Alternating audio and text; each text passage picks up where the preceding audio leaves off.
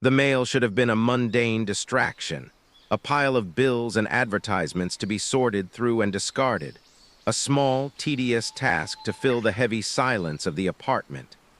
For David Mark, the silence had become a physical presence since the funeral, a thick, suffocating fog that filled every room, muffling the world outside.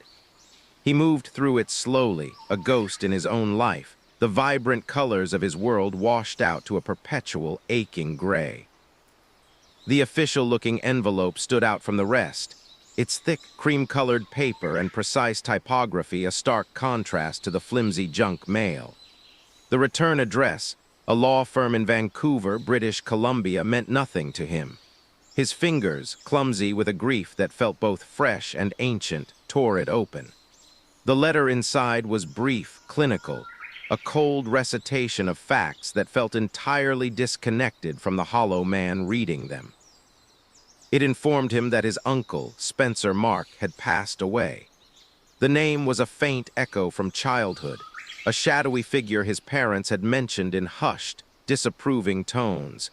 The eccentric brother who had vanished into the wilderness of Canada decades ago and was never heard from again.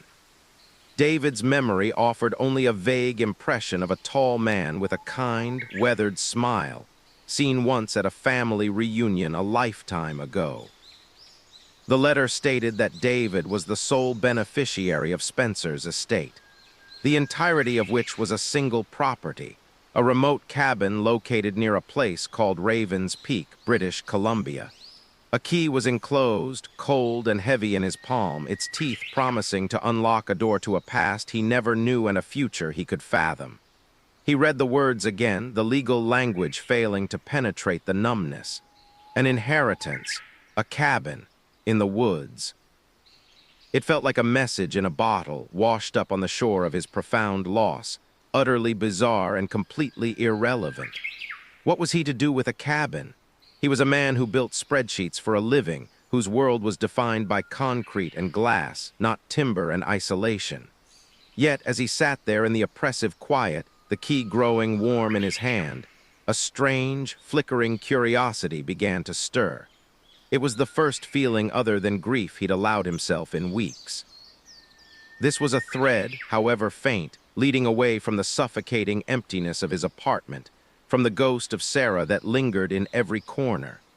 It was a mystery, an anomaly in the flat line of his existence. A cabin in the woods left by an uncle he barely knew. It was nothing, and yet in the vast, echoing nothingness of his life, it felt like the only something he had.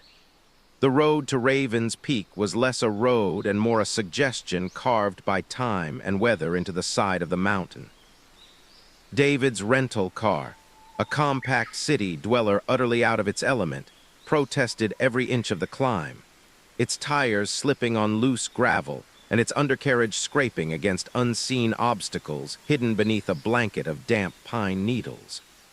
The world outside the windshield had transformed from the orderly grid of Vancouver's outskirts into a primeval landscape of towering evergreens and jagged, moss-covered rock.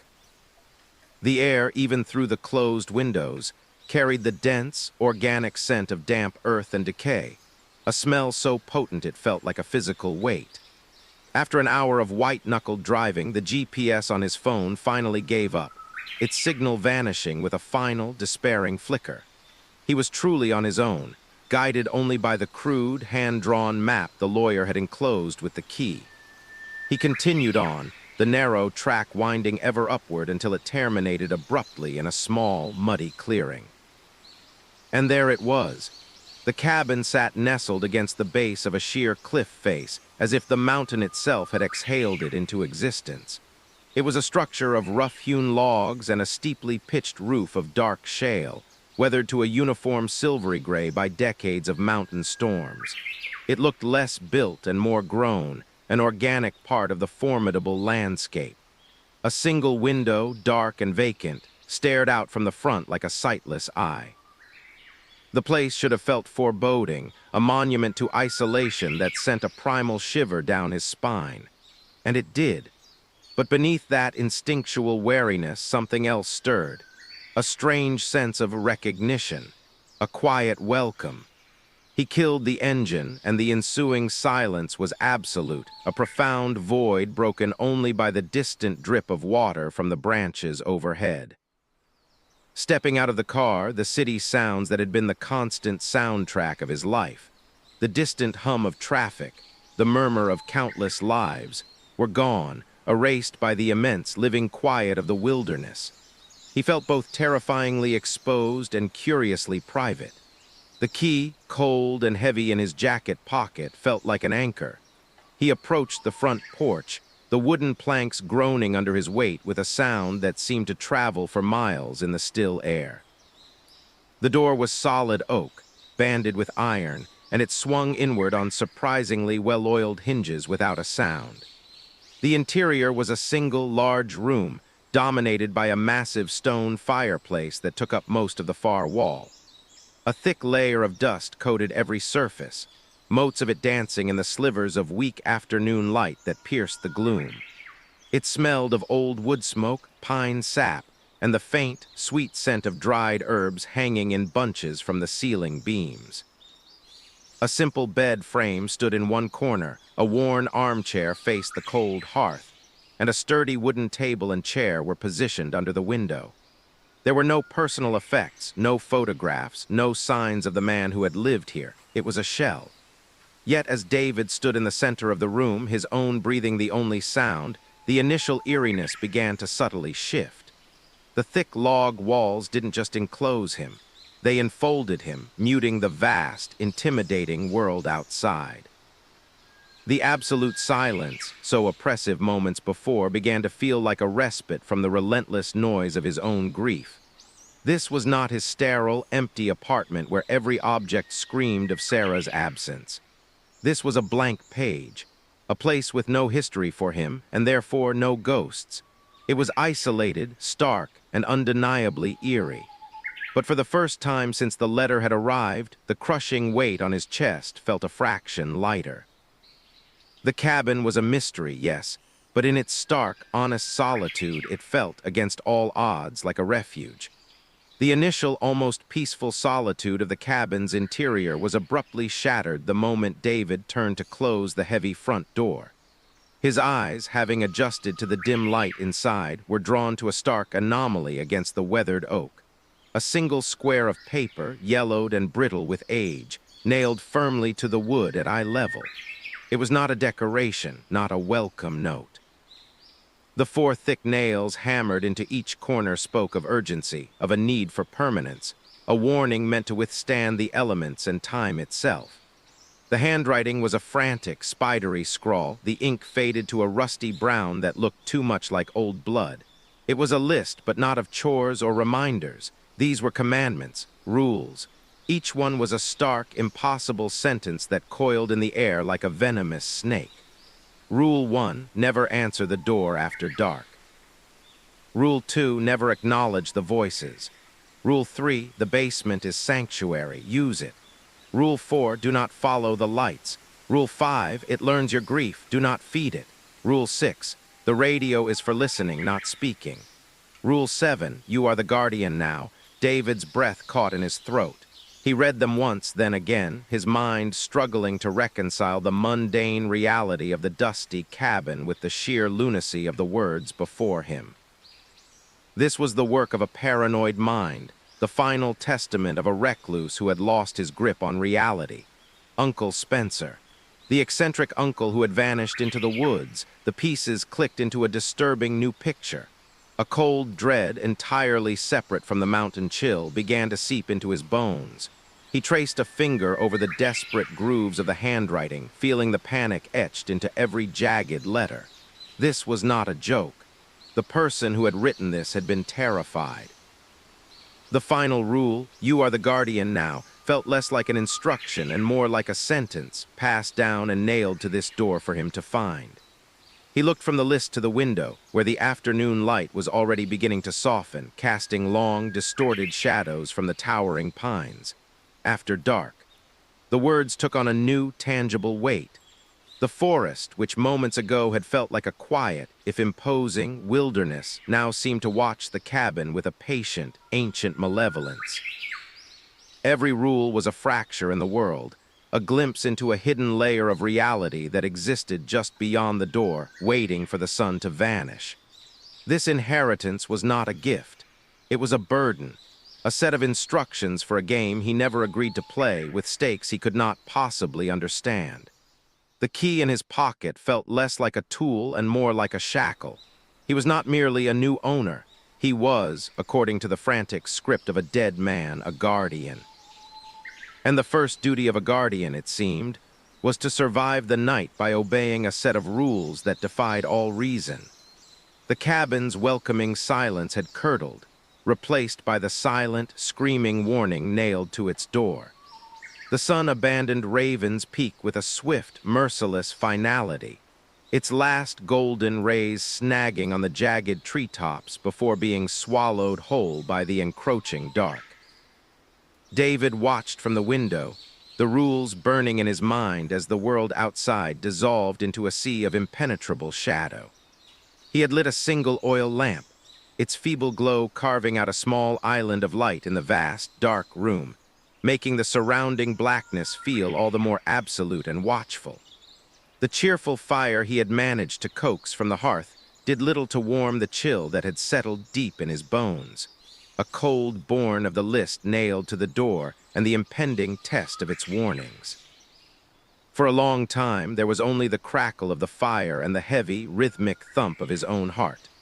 The mountain night was a void of silence, so complete it seemed to press against the log walls, demanding entry. He strained his ears, half expecting some monstrous sound to shatter the quiet, yet half hoping the rules were merely the ravings of a lonely old man.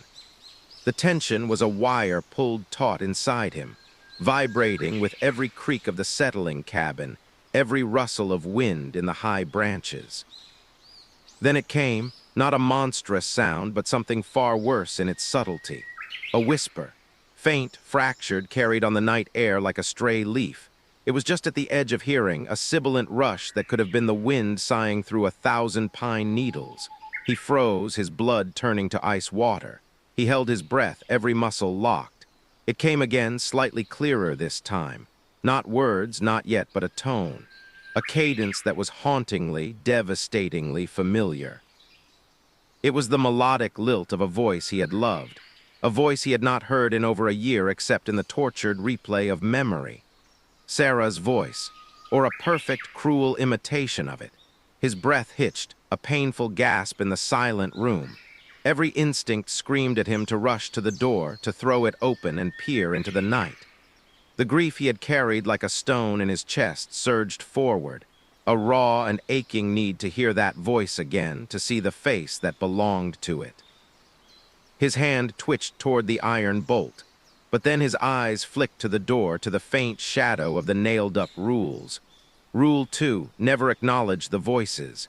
He forced his hand down, clenching it into a white-knuckled fist at his side. This was the test. This was what his uncle had warned him about. He took a step back from the door, then another, putting more of the room's fragile light between himself and the thing outside. The whisper came again, a little louder now, a gentle murmur that seemed to coil around the cabin, seeking a way in.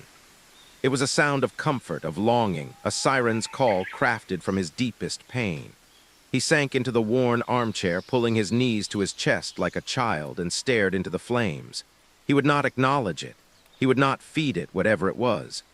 But with each passing moment, the gentle whispers wove through the logs of the cabin, through the very air he breathed, settling into his mind.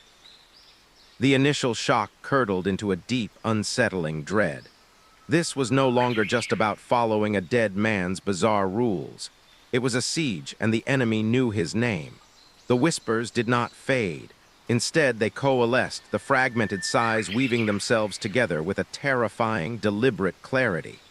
The wind-like rustle solidified into syllables, the hauntingly familiar cadence sharpening into undeniable speech. It was no longer an echo or a trick of the mind. It was her voice, as real and immediate as if she were standing on the other side of the door, her lips nearly touching the wood. "David!" The sound of his name, spoken in that soft, questioning tone he remembered so well, lanced through him. It was the voice Sarah used when she was worried about him, when she'd find him working too late, a gentle chiding wrapped in affection. The memory was a physical blow, knocking the air from his lungs.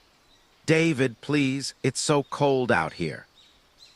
The plea was punctuated by a faint, shivering breath, a sound so perfectly human and vulnerable that his own body tensed in response. He could almost feel the imagined chill she spoke of, a stark contrast to the fire's warmth at his back. His eyes were fixed on the door, on the narrow sliver of absolute darkness visible beneath it. Every particle of his being yearned to believe it was her, that some impossible miracle had occurred. "Let me in, David. I'm scared." The fear in her voice was a masterful performance, a key crafted to fit the lock of his deepest protector instincts. He saw her in his mind's eye, not as she was in the end, pale and diminished by illness, but vibrant and alive, her eyes wide with a feigned terror that always made him smile and pull her close. The compulsion to move, to slide the iron bolt and wrench the door open, was a tangible force, a current pulling him from the chair. His muscles trembled with the effort of staying rooted to the spot. Rule 2: never acknowledge the voices. The words from the list scrolled through his mind, but they felt thin and theoretical against the visceral reality of her plea. This wasn't a voice, it was Sarah. Logic screamed that it was impossible, that grief and isolation were conjuring a phantom from the depths of his own broken heart. But another, older part of him, the part that still loved her, didn't care about logic. It only heard her calling for help. A soft, rhythmic sound began, the faintest tap of knuckles on wood. Not a frantic pounding, but a polite, hesitant knocking that was utterly her. "David, I can see the light. Please, just let me see you." Tears welled in his eyes, blurring the image of the door. He pressed the heels of his hands against his temples, as if he could physically push the sound out of his head. To ignore a noise was one thing. To ignore her was an act of monstrous cruelty. It felt like abandoning her all over again. The entity, the thing his uncle had written about, was not just mimicking her voice. It was weaponizing his love, his guilt, his every unfinished conversation and unfulfilled promise. He squeezed his eyes shut, but it only made her voice clearer in the darkness behind his lids. He began to rock slightly, a low, involuntary moan escaping his lips. He was clinging to the rule not out of strength, but out of a sheer, terrified instinct for self-preservation. To open that door would be to invite in something that wore his dead wife's voice like a skin. The love he felt was real, but the thing outside was a profanity, a predator using his most sacred memories as bait. The knocking ceased. For one heart-stopping second, there was only the crackle of the fire and the ragged sound of his own breathing. Then her voice returned, closer somehow, as if she had pressed her face against the door jamb. The words were a whisper meant for him alone, a secret shared in the dark. "I miss you." The simplicity of it shattered his last defenses. A sob broke from him, raw and aching, but he did not move. He did not speak. He sat in the chair, a statue of grief and defiance, letting the words wash over him, accepting their exquisite torture. He acknowledged nothing but the rule, clinging to it as his only anchor in a sea of madness. The voice continued its gentle, relentless assault, but David Mark, guardian of Raven's Peak, remained silent, already learning the horrific cost of his new duty. The first gray light of dawn felt like a pardon. The voice, Sarah's voice, had faded with the night, leaving behind a silence that rang with its absence. David unfolded himself from the armchair, his body stiff and aching as if he had spent the night in physical combat. The fire had died to embers, and the cabin was cold, the air still thick with the ghost of those whispered pleas. He moved to the window, half expecting to see some imprint on the frost outside the door, but there was nothing. Only the undisturbed blanket of white and the silent, watching trees. The rules were no longer the ravings of a madman. They were a manual for survival, written in desperation by a man who had learned the hard way. David needed to understand. He needed to know what his uncle had known, what had driven him to nail those warnings to the door. The cabin, which had felt so empty upon his arrival, now seemed to hum with hidden secrets, with answers locked away in its silent, dusty corners. He began his search with a methodical intensity born of fear and necessity. He ran his hands along the rough-hewn logs of the walls, searching for inconsistencies, for hidden seams. He moved the simple furniture, the bed, the table, the armchair, checking the floorboards beneath for loose planks. He examined the stone hearth until his fingers were black with soot, searching for a hidden compartment among the rocks.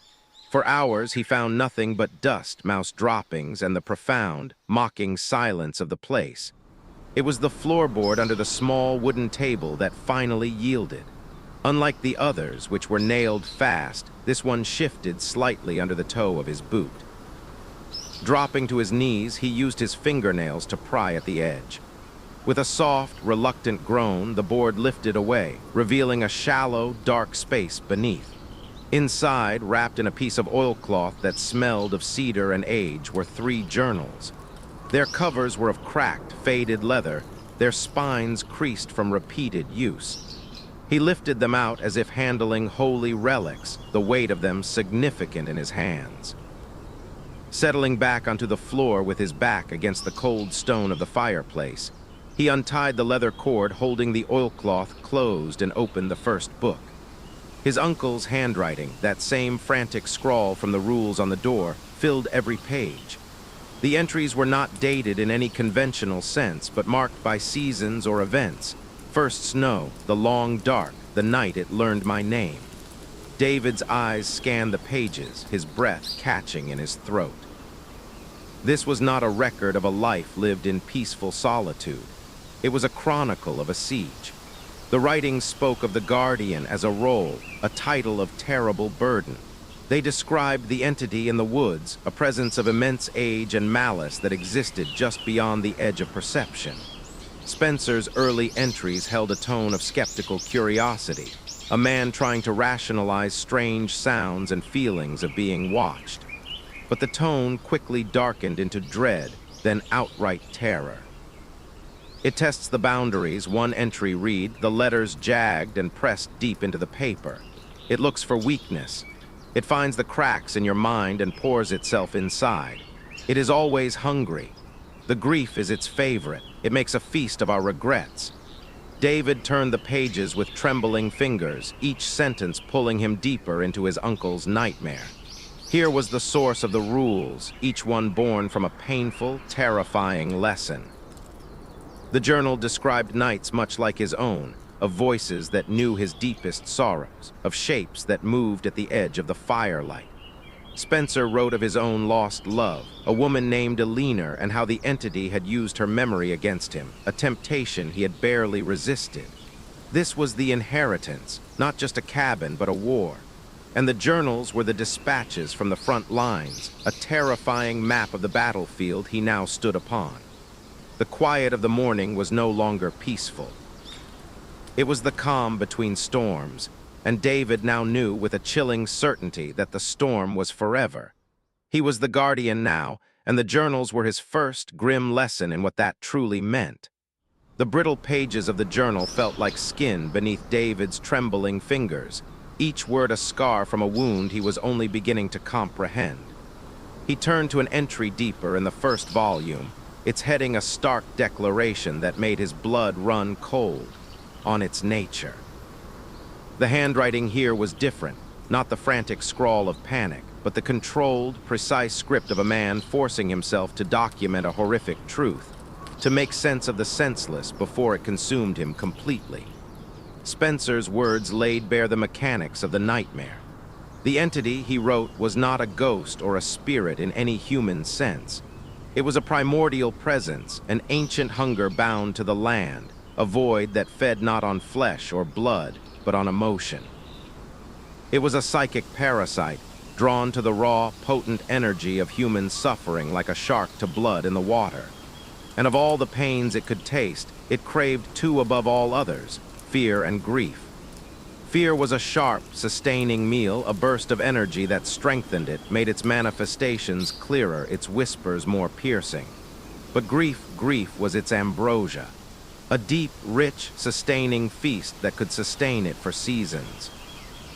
Grief was a complex tapestry of love, loss, guilt, and memory, and the entity savored every thread.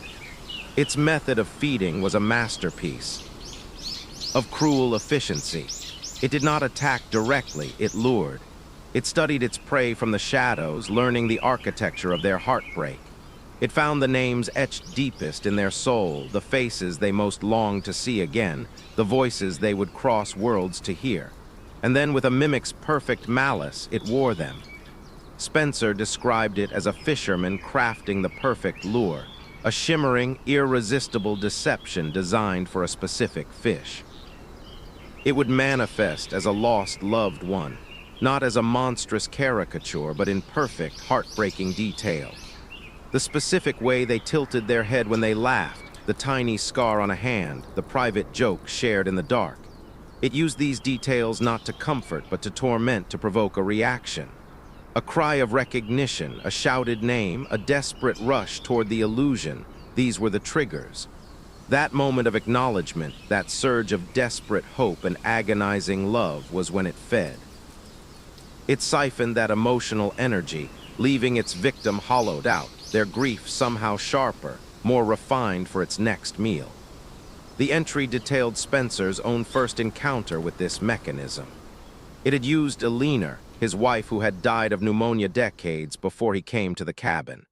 It had shown him her not as the sickly woman she'd been at the end, but in the vibrant health of their youth, standing just inside the tree line, beckoning him to come away from the cabin to be with her.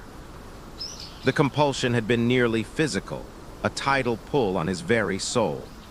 Only the memory of the rules, the terror of what a breach might mean, had held him fast. He had stood, weeping silently at the window, as the illusion of his beloved wife slowly faded, its purpose unfulfilled, its hunger unsated. David's own experience from the previous night echoed with terrifying clarity in Spencer's words. The voice of Sarah, the perfect imitation of her fear and her longing. It hadn't been a random haunting. It had been a targeted strike. The entity had already found the crack in his armor, the raw, weeping wound of his loss. It had already learned his grief. He was not just a guardian, he was a meal, and the thing outside was a master chef preparing its favorite dish. The cabin was not a shelter. It was a dining room, and he was on the menu. The rules were not just for survival. They were the only way to deny the feast. The silence of the cabin, once a refuge, had become a cage lined with the whispers of the journal's pages. David could no longer sit surrounded by his uncle's terrified script, the words seeming to pulse from the logs themselves. He needed air that wasn't thick with the specter of the entity's hunger, light that wasn't filtered through the dread-colored lens of his new reality.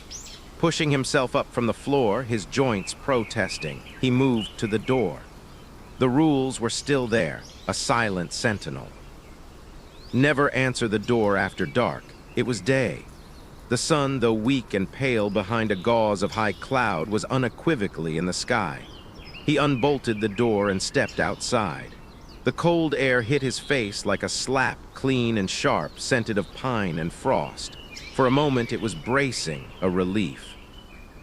He took a few steps into the clearing, his boots crunching on the frozen ground, and turned his face up to the sky, breathing deeply as if he could physically expel the claustrophobic fear that had taken root inside him. He needed to see the woods not as a malevolent presence, but as trees, as nature. He needed a fragment of the normal world to cling to. He decided on a short walk just to the edge of the tree line and back, a gesture of defiance, a reclamation of his own autonomy. The first few steps were almost normal. The forest was beautiful in a stark, severe way, the towering evergreens standing like solemn giants, their branches dusted with a glittering coat of frost from the night before. But within minutes, the normalcy began to curdle. It was the silence. It wasn't the peaceful quiet of a winter morning, it was a void. The constant, subtle background noise of the wilderness, the chatter of a squirrel, the rustle of a bird in the undergrowth, the distant call of a jay was utterly absent. It was as if someone had thrown a sound-dampening blanket over the entire mountain.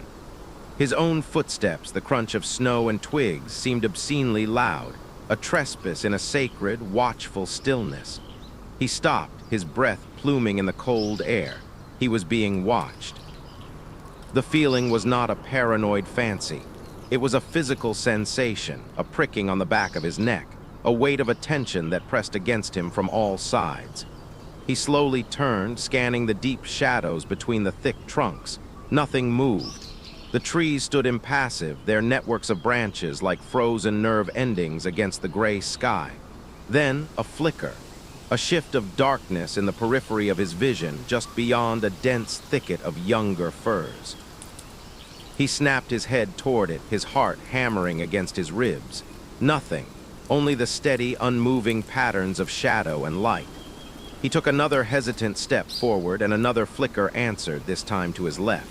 A suggestion of movement, swift and fluid, darting from behind one massive cedar to another. It was too quick to define, a smear of deeper darkness in the forest's gloom. It wasn't an animal. Animals had weight, substance, a purpose to their movement. This was different. This was an evasion, a taunt. It was the sensation of being herded, studied by something that knew how to remain just outside the realm of clear perception. His bravado evaporated, leaving only the cold, sharp taste of fear.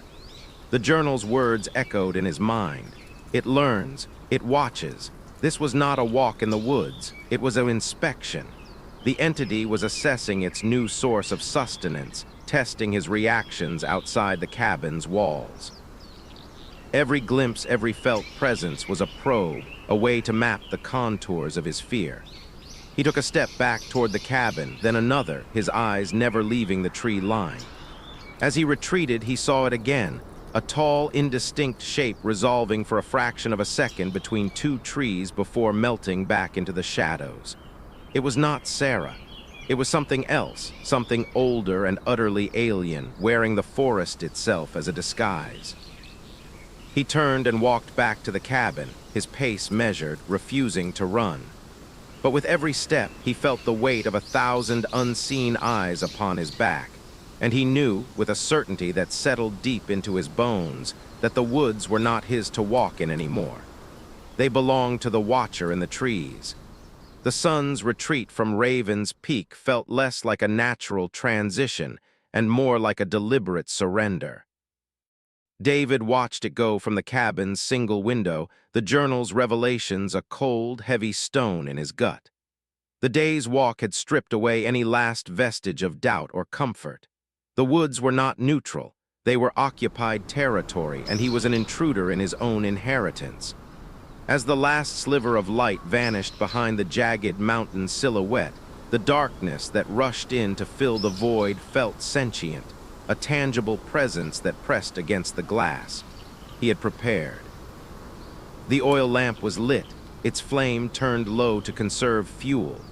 A stack of split wood sat ready by the hearth, and he had already built a fire that crackled with a defiance he did not feel.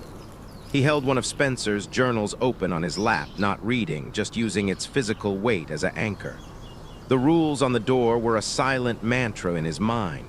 Never acknowledge, never answer. He was braced for the whispers, for the heart-wrenching sound of Sarah's voice pleading in the dark. He had steeled himself against that particular agony, building mental walls around the raw nerve of his grief. But the entity, as the journal had warned, was a quick study. The first sign was not a sound, but an absence.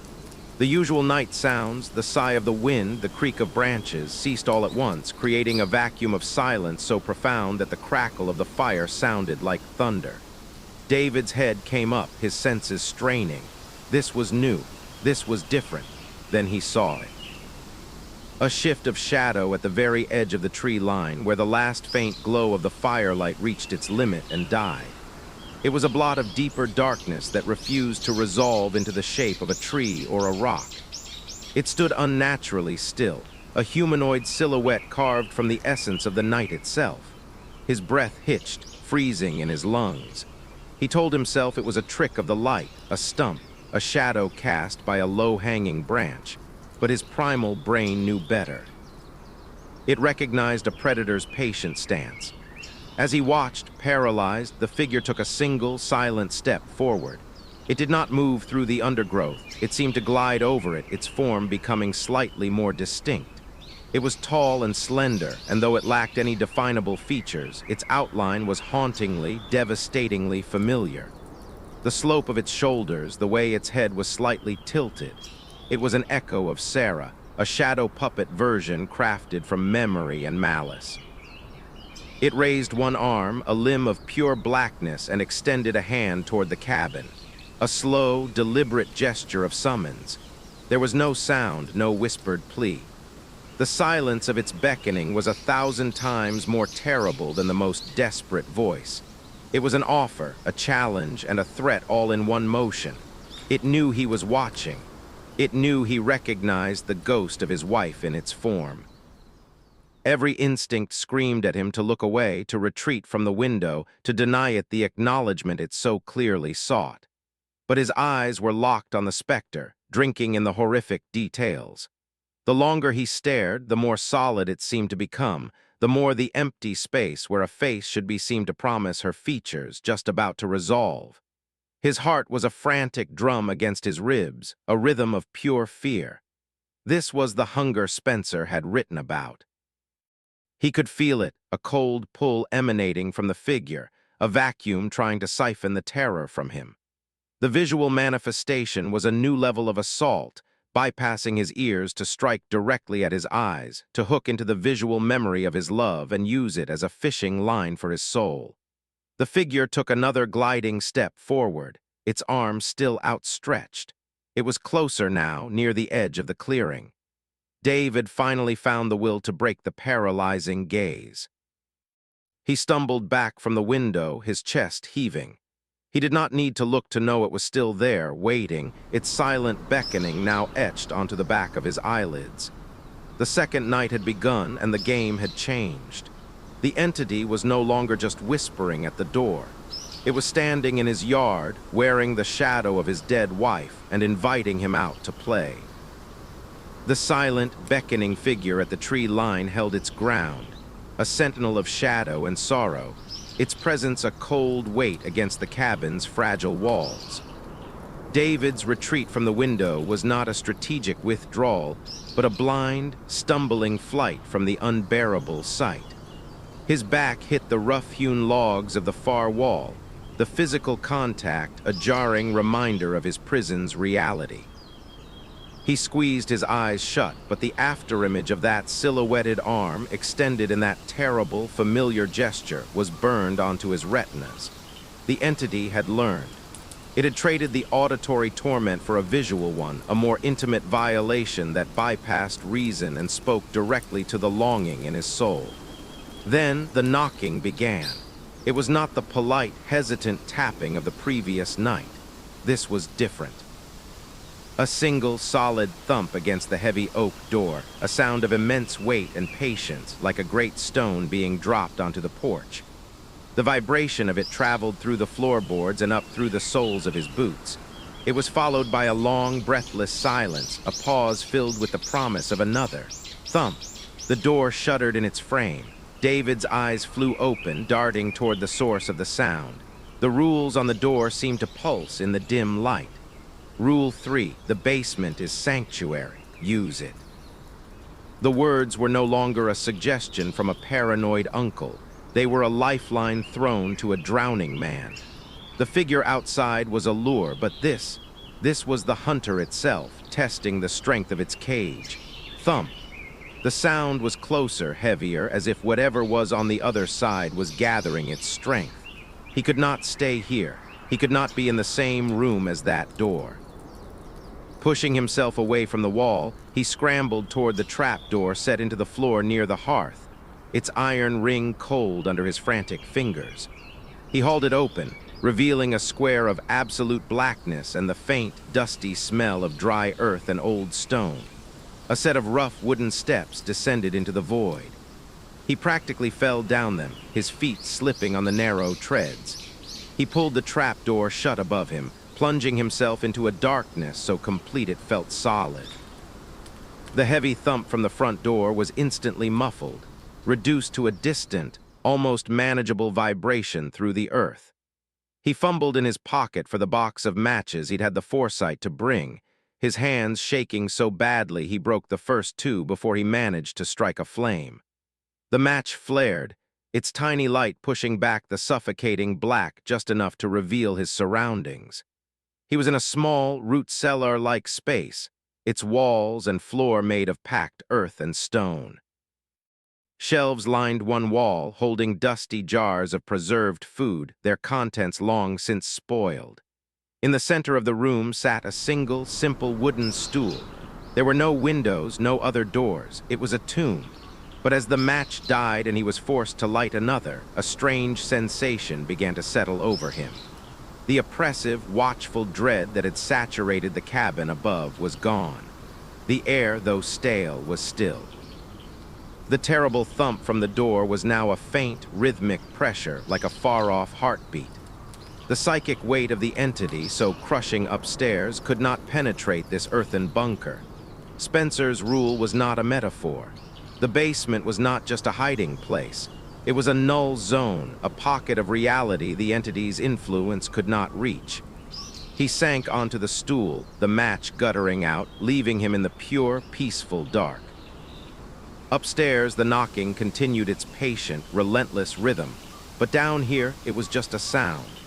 The image of the Shadow Sarah, its arm outstretched, began to lose its visceral hold on his terror, becoming just a memory, a bad dream.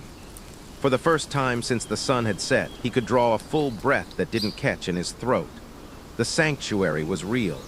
It was a small, dark, and lonely reprieve, but in the midst of the storm raging above, it was everything. He sat in the perfect blackness, listening to the distant proof of the nightmare, and felt, for a few precious moments, safe. The sanctuary of the basement had offered a reprieve, but not answers.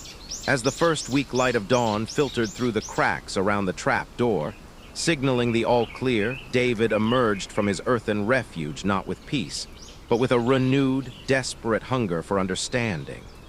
The journals were the only map he had to this terrifying new reality. He needed to know how deep the rabbit hole went, to trace the path his uncle had walked before him. Settling at the rough-hewn table with the second journal, the one that chronicled the first full year, he began to read, and was immediately transported into the mind of a man whose descent into dread was both a warning and a prophecy. Spencer's early entries were a fascinating study in rationalization. The first few pages were almost cheerful, filled with sketches of local flora and fauna, notes on weather patterns, and musings on the sublime peace of isolation. He wrote of strange sounds his first week, a faint crying on the wind, a sound like laughter from the deep woods, but dismissed them as the calls of unfamiliar animals or the product of an overactive imagination fueled by solitude. The mind loves to fill silence with its own ghosts. He had written, the ink neat and confident. I shall not indulge it, but the ghosts, David knew, were not of Spencer's making. The entity was a patient teacher. The journal's tone began to shift imperceptibly. The confident script developed a slight tremor. The rational explanations became more strained, stretched thin over experiences that defied logic. An entry titled The Footsteps described hearing someone walking on the porch one clear, moonlit night, a heavy, deliberate tread that circled the cabin for hours. Spencer had pressed his eye to a crack in the door, seeing nothing but undisturbed frost. An animal, he insisted to himself on the page, but the question mark he placed after the word was heavy with doubt. The true turning point came with an entry simply marked the whispers. Spencer described the first time he heard the voice of his late wife, Eleanor. It had been so faint at first, a mere sigh in the pines that he almost believed was memory. But it grew clearer, more persistent, speaking his name with a tenderness that shattered his scholarly detachment. His writing became fractured, sentences trailing off into frantic sketches of the door or the window. It knows her voice. It knows the cadence of her laughter. How can it know? The questions were screams on the page, the ink blotted in places as if by tears or a trembling hand. He described the unbearable conflict, the war between the logical part of his brain that knew Alina was decades gone and the heart that leaped at the sound of her. He wrote of pressing his hands over his ears, of shouting into the night for it to stop, of spending a whole night curled in the basement, shivering not from cold but from a terror that was now personal.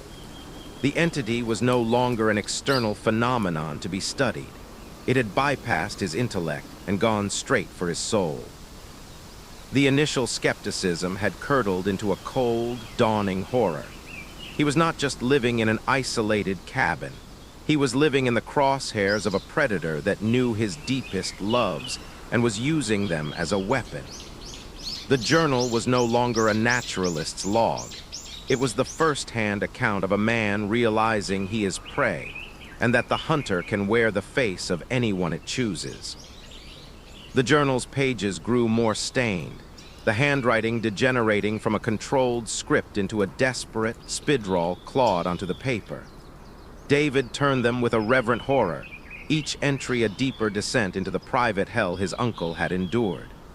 The entity's campaign of terror had become excruciatingly personalized, a bespoke torture designed to break Spencer's spirit by exploiting the one thing that had never healed, the loss of his Alina. Spencer wrote of nights where the whispers became so vivid, so perfectly her, that he could almost feel her breath on his neck, smell the faint scent of lavender she always wore. It no longer just called his name. It recounted shared memories, private jokes from their early years together, details so intimate and specific that no trick of the wind or animal call could possibly explain them. "It is in my mind," he scrawled, the letters jagged and deep. "It is picking through my memories like a thief, selecting its tools. It wears her like a suit." The ultimate test came on a night of driving rain, documented in an entry soaked with water stains and what David feared was whiskey.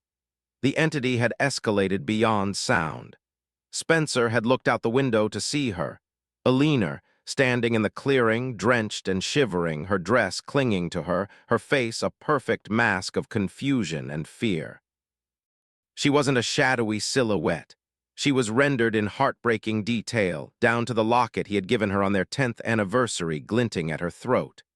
She held out a hand, her lips forming his name, her voice lost to the storm but the plea clear in her eyes. The compulsion to run to her, to wrap her in a blanket and bring her in from the cold, was a physical agony. He described gripping the windowsill until his knuckles were white, his entire body trembling with the effort of staying put. He wept openly, begging the real Alina for forgiveness for his inaction, for his cruelty in leaving her out in the storm. The illusion held for an hour, a perfect, sustained assault on his sanity before finally fading away, not like a ghost, but like a curtain dropping, leaving only the empty, rain-lashed clearing. That night broke something in him. The final, fragile hope that this was all some terrible misunderstanding shattered. In the cold, sober light of the following morning, a new and terrifying understanding dawned, its truth as solid and immovable as the mountain itself. He was not a victim of circumstance. He was not a man who could simply pack his things and leave. He was the guardian. The role had been passed to him, a cursed inheritance he had unknowingly accepted the moment he took possession of the cabin. The entity was bound to this land, and the cabin was its prison. But a prison requires a warden. The guardian was the lock on the door, the living seal that kept the hunger contained. To abandon his post was to unleash it upon the world, a responsibility so monstrous he could not bear its weight. His writing shifted from documenting terror to documenting duty. The frantic fear was still there, a constant tremor beneath the words, but it was now channeled into a grim resolve. The rules he had learned through brutal experience were formalized, written and rewritten until they were perfect, then nailed to the door not as a warning for himself, but as a manifesto for the next poor soul who would inevitably take his place. He was trapped not by walls or locks, but by the awful, crushing weight of a duty he never asked for but could not refuse. The cabin was no longer his home. It was his watchtower. His life was no longer his own. It was a sentence to be served, protecting a world that would never know his name from a horror it would never believe. The final journal was the oldest, its leather cover cracked and brittle, its pages thick and yellowed at the edges. It felt different in David's hands, heavier with a history that predated Spencer's terrified scrawl. The entries within were not written by his uncle. Handwriting was an elegant, flowing script, the ink a faded sepia, each entry meticulously dated in a style not used for a century. The first page bore a single name, written with a flourish, Alastair Mark, 1888. David's breath caught in his throat, a distant ancestor. He turned the pages with a new kind of reverence, the personal terror of Spencer's account widening into a generational horror.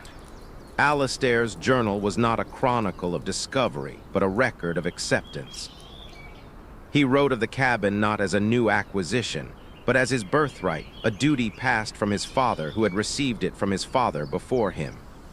The tone was not one of fear, but of grim, unwavering responsibility, a soldier taking his post on a wall that had stood for generations.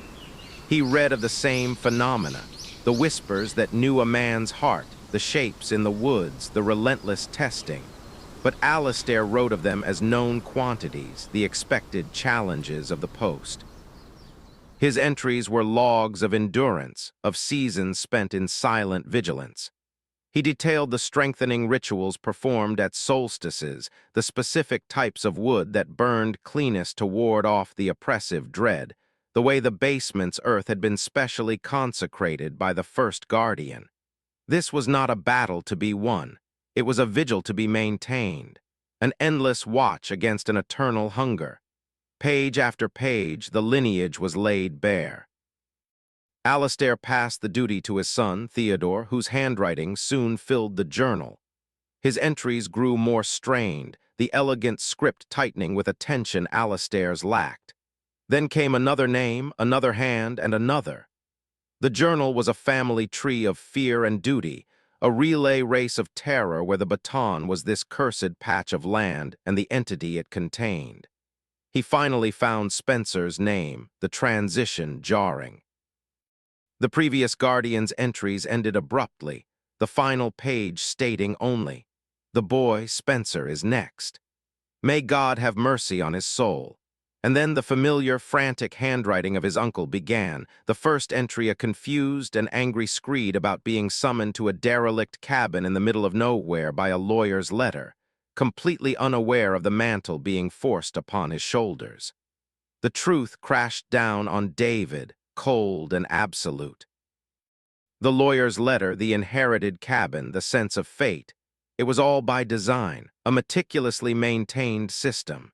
He hadn't been chosen by chance. He was the next in a long, unbroken line of marks sentenced to this watch. His bloodline was the key. His grief, his loneliness, the very cracks in his soul that made him vulnerable were the exact qualifications for the job. The entity preyed on sorrow, and so the family most suited to be its keepers were those who carried the deepest wells of it. His inheritance was not a cabin. It was a life sentence. A duty written not in a will, but in his DNA, a burden he could no more refuse than he could refuse the color of his own eyes. He was the guardian now, and he always had been. The brittle pages of the final journal felt like a chain in David's hands, each name a link in an unbreakable sequence that led directly to him. The elegant script of Alastair Mark, the strained entries of Theodore, the desperate final words of the Guardian before Spencer, they were not separate stories. They were chapters in a single, horrific volume titled The Mark Family Duty. The cabin was not a structure. It was a prison, and his bloodline were its appointed, eternal wardens. A cold, sickening clarity washed over him, so profound it felt like a physical blow. The lawyer's letter, the inexplicable inheritance from an uncle he barely knew. It was not a mistake or a bizarre coincidence. It was a meticulously orchestrated handover, a system maintained across generations to ensure the seal was never broken. When one guardian faltered or died, the next in line was summoned. lured by the promise of property, of a fresh start, of an escape from whatever grief they carried in the world outside. They were chosen not in spite of their pain, but because of it. The entity fed on sorrow, and so the family most resilient to its temptations were those already intimately acquainted with loss.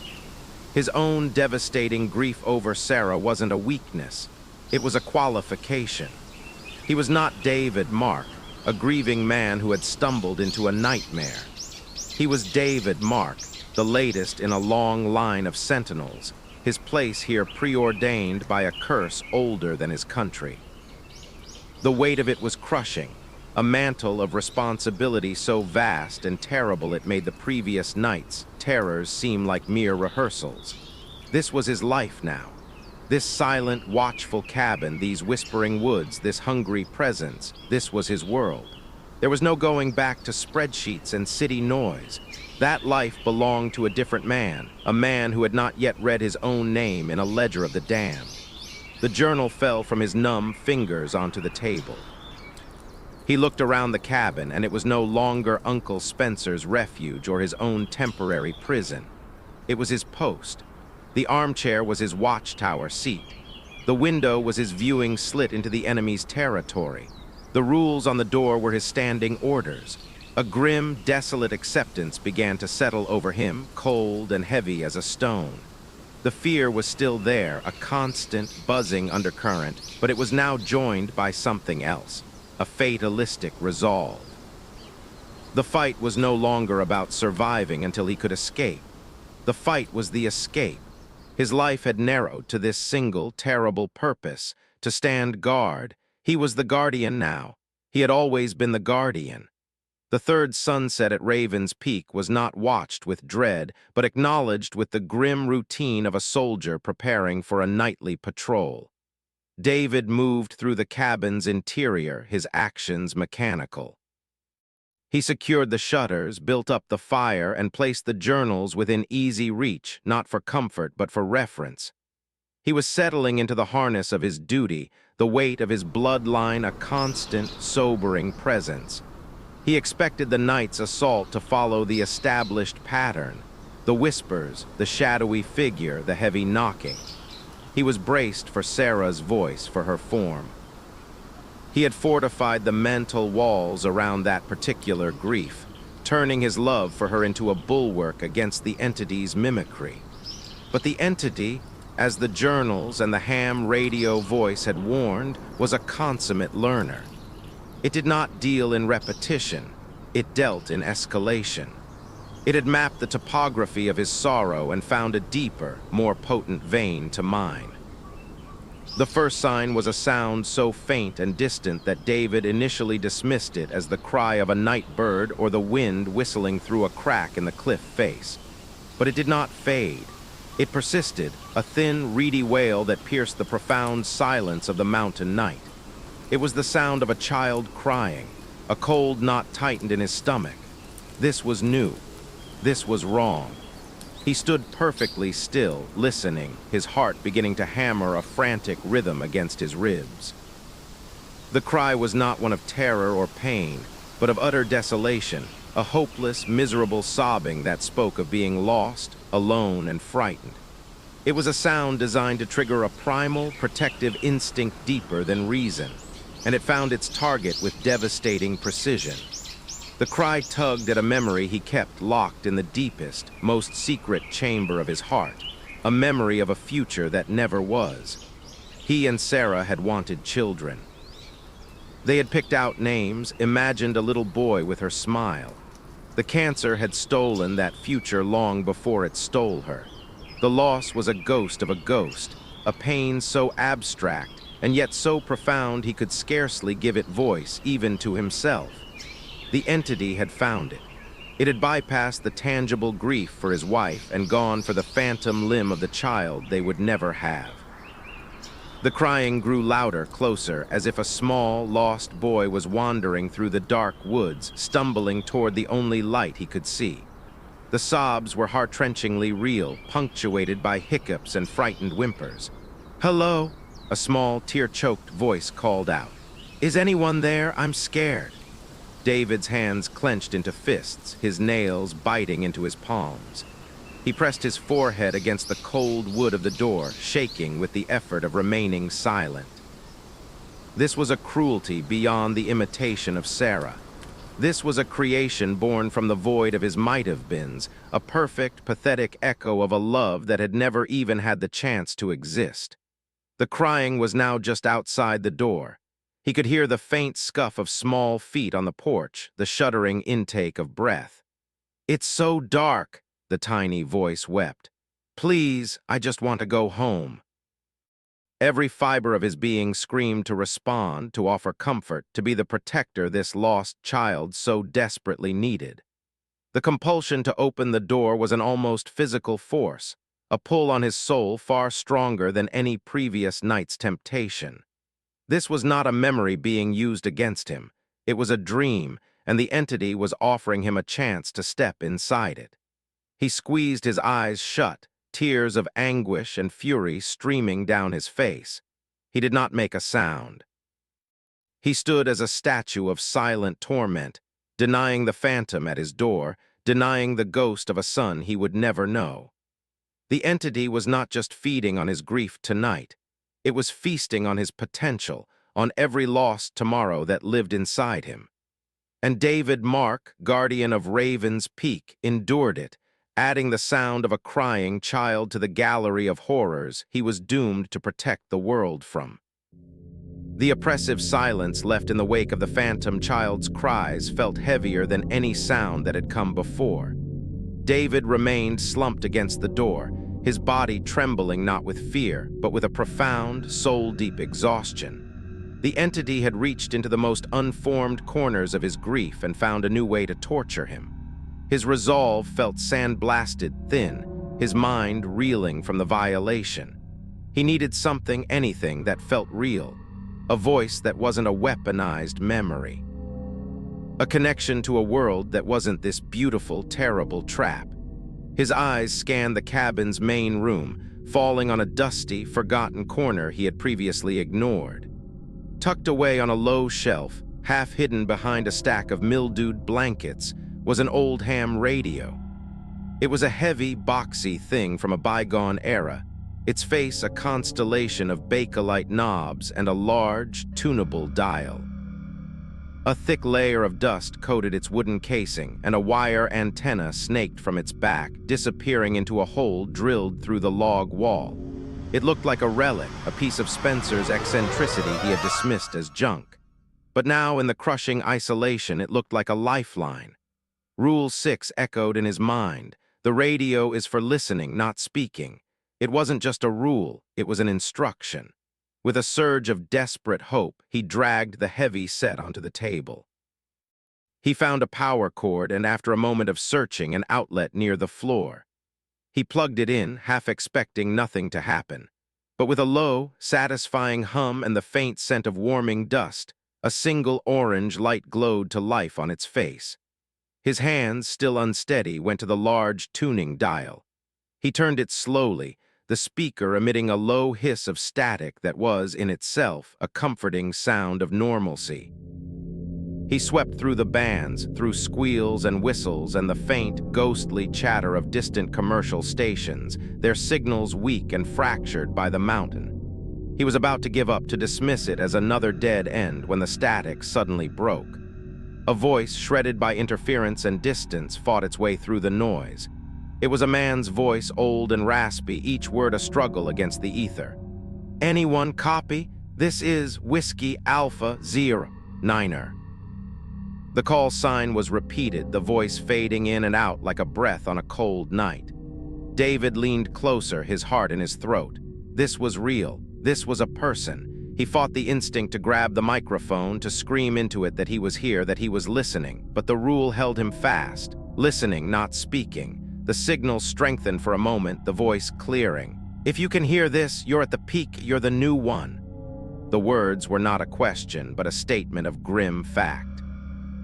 "Listen to me, don't have long. It's learned my pattern, knows when I transmit." David froze, his blood running cold. This wasn't a random radio enthusiast. This was a message. For him, the voice continued, a desperate rush against the gathering static. "Name's Elias Mark, your gray tuncle." The connection crackled violently, then stabilized. "Spencer was my nephew. I was guardian before him." A jolt went through David, another Mark, another link in the chain, still alive out there somewhere. "It learns," Elias' voice hissed, urgency sharpening his tone. "It watches you, studies you. Your grief, your regrets, it's all fodder. It adapts. You resist one thing, it will try another. Harder, more personal. It never stops learning. Never." The signal began to break up again, the voice dissolving into a wave of static.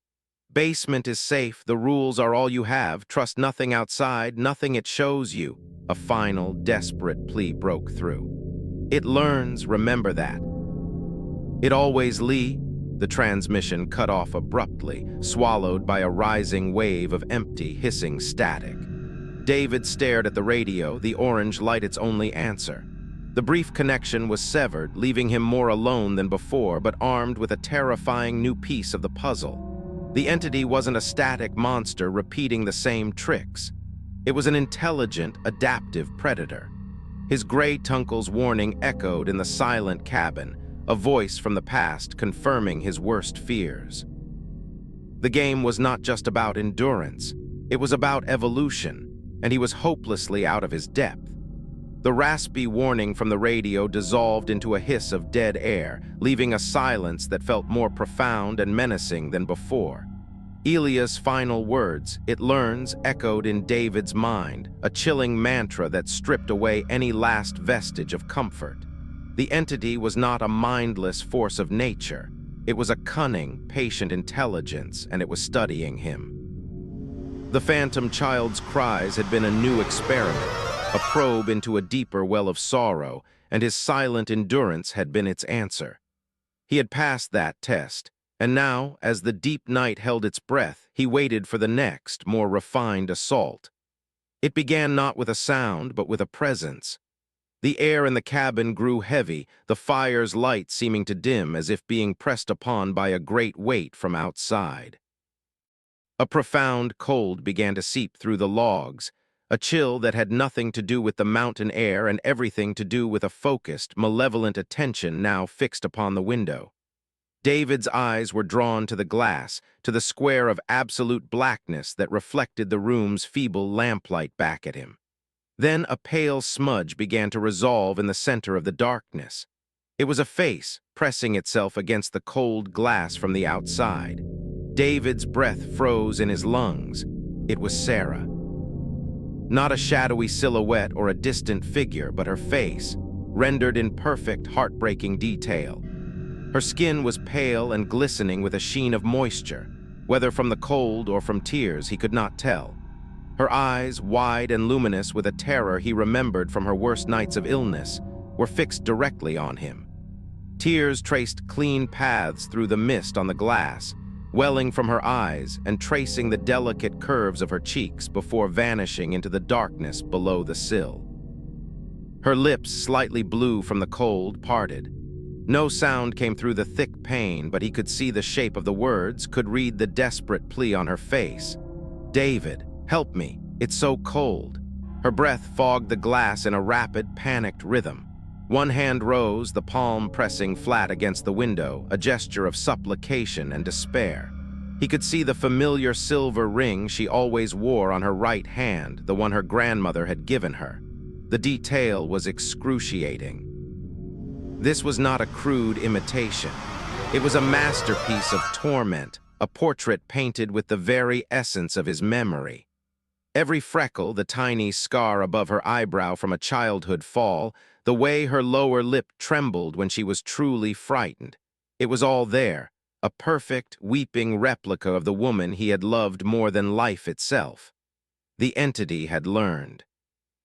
It had taken the auditory and visual lures and combined them into this intimate, silent horror show, a tableau designed to bypass his ears and strike directly at his eyes, at his heart. The compulsion to move, to rush to the window and wipe away her tears, to press his own hand against the glass to meet hers, was a physical ache in his chest. His muscles trembled with the need to act, to offer comfort, to save her from the cold she so clearly felt. The love he had fortified as a bulwark now threatened to become the very thing that breached his defenses. This was the ultimate refinement of the entity's strategy, to present its lure in a form so perfect, so vulnerable, and so silent that the only sin would be inaction. He did not move. He stood rooted in the center of the room, his hands clenched into fists so tight his nails drew blood from his palms. He let the image of her suffering wash over him, a tidal wave of agony that he absorbed without a sound, without a twitch. He acknowledged nothing. He fed it nothing. The weeping face at the window, a perfect, tear-streaked replica of his dead wife begging for help against the cold, remained a silent, desperate illusion. And David Mark, the guardian, remained a statue of silent grief, enduring the most personal hell imaginable, and in his endurance denying the feast. The weeping face at the window did not fade or dissolve. It remained, a fixed point of agony in the night, the silent, tearful pleas a more potent weapon than any sound. David's refusal to react, his statue-like stillness, was a victory, but it was a victory that felt like a defeat. Every second of inaction was a fresh wound, a new layer of guilt laid upon the old. He was denying her. He was leaving her out in the cold. The logical part of his mind, the part that knew it was a phantom, a cruel imitation, was a tiny, distant voice drowned out by the roaring need in his heart to make it stop, to bring her in, to end her suffering. And then the entity shifted its tactics once more. The silent, visual torment had been a test, and he had passed. Now it applied the pressure. A low, resonant hum began to vibrate through the cabin, a sound that seemed to originate not from outside, but from within the very logs, within the stones of the hearth, within the marrow of David's own bones. It was a frequency of pure compulsion, a psychic shove aimed at his willpower. The image of Sarah at the window did not change, but its pull on him became physical. It was no longer just a heartbreaking sight. It was a magnet, and he was iron. A terrible, aching yearning to go to the door seized him, a need so profound it felt like a fundamental law of his existence being rewritten. His feet shuffled forward an inch without his conscious command, drawn toward the threshold. His hand, seemingly of its own volition, began to rise from his side, fingers stretching toward the cold iron of the door bolt. Panic flared, cold and sharp. This was different from the psychological torment. This was an assault on his autonomy. He fought it, planting his feet, locking his knees, his muscles screaming with the strain of resisting the invisible tide pulling him forward. He was a man trying to stand upright in a hurricane. The hum intensified, the vibration deepening until his teeth rattled in his skull. The entity was no longer just tempting him. It was trying to move him like a puppet, to walk him to the door and use his own hand to turn the lock. The face in the window watched, its tears still flowing, its expression now shifting from desperation to a gentle, encouraging smile. A smile that said, "Yes, that's it. Come to me. Let me in." The combination was devastating, the physical pull and the visual promise of relief. His fingers were inches from the bolt. He could feel the cold metal ahead of him, could imagine the smooth, solid slide of it, the click of release. All he had to do was give in. The struggle would be over. The cold would be gone. She would be warm. With a guttural cry of pure effort, he wrenched his body away, throwing himself backward onto the hard wooden floor. The impact jarred him, breaking the spell for a precious second.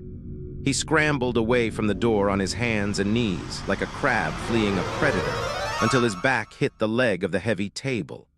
He curled into a ball, wrapping his arms around his head, trying to make himself a smaller target for the will-shattering force. The hum continued, a relentless pressure in his skull. The compulsion to rise to go to the door was a throbbing command in every nerve ending. He focused everything he had on the rule, on the words nailed to the wood, "Never answer the door after dark." He repeated it in his mind, a desperate chant against the psychic onslaught. He was not David, the grieving widower. He was the guardian, the lock, the seal. He realized with a terror that dwarfed all previous fears that the entity's power was not static. It was growing. It was learning how to bypass his psychological defenses and attack his very will directly. The nights of fear and grief had been fuel, and it was stronger now, its influence more potent, its methods more insidious. The battle was no longer just against his memories. It was against himself, and he was horribly, terrifyingly outmatched. The psychic assault, the hum of pure compulsion, had faded with the first gray light of dawn, leaving David shattered on the cabin floor. His body ached as if he had been physically beaten, his mind scraped raw from the internal battle. The entity was no longer just a predator in the woods. It was a cancer in the air, a pressure against his soul that was learning how to metastasize. He needed to understand its origin, to trace the source of this ancient evil. If he was to have any hope of enduring, he needed to know what he was truly guarding against. Pushing himself up from the cold floorboards, he returned to the journals. Not Spencer's frantic chronicles, nor the grim duty logs of the more recent Marks. He sought the oldest one, the journal of Alastair Mark. His hands, still trembling, turned the brittle, sepia-stained pages with a new purpose, searching not for personal accounts of terror, but for the foundational myth. He found it near the end of the volume, in an entry whose heading was not a date, but a single, ominous word: the binding. Alastair's elegant script, usually so controlled, here became the measured, reverent hand of a scribe recording a sacred and terrible truth passed down through generations. He wrote of a time long before the first log was cut for this cabin, when the land around Raven's Peak was known to the First Nations people as a place of quiet power and deep sorrow. They spoke of a Nuamtagwal, a hungry shadow, a presence of immense age and malice that was not born but had simply always been, a void that fed on the life and spirit of the land. A great shaman of the people, seeing the shadow grow fat and strong on the pain of animals and men, had performed a mighty ritual. He could not destroy the entity, for it was a fundamental force of hunger, but he could bind it. Using songs of power and symbols carved into the living rock of the mountain itself, he had tethered the entity to this specific patch of ground, containing its influence. The prison, however, required a warden. The energy of a single, willing human spirit, focused by grief and fortified by will, was needed to maintain the seal, to reinforce the ancient bonds and keep the hungry shadow from leaching out into the wider world. The shaman had been the first guardian. Upon his death, the duty had passed to his son, and then to his grandson, a lineage of watchmen who understood the sacrifice. But when the settlers came, when the land was taken and the stories were forgotten, the duty was lost. The entity, feeling the bonds weaken without a conscious mind to hold them, began to stir. Its hunger reached out, and it found a new family settling on the land, a family marked by a deep generational sorrow. The Marks. They were not chosen, they were claimed. The entity latched onto their bloodline, its influence a subtle poison that drew them to this spot, that made them build their cabin directly upon the old binding site. It offered them the isolation they craved, the escape from their grief, only to trap them here as its new jailers.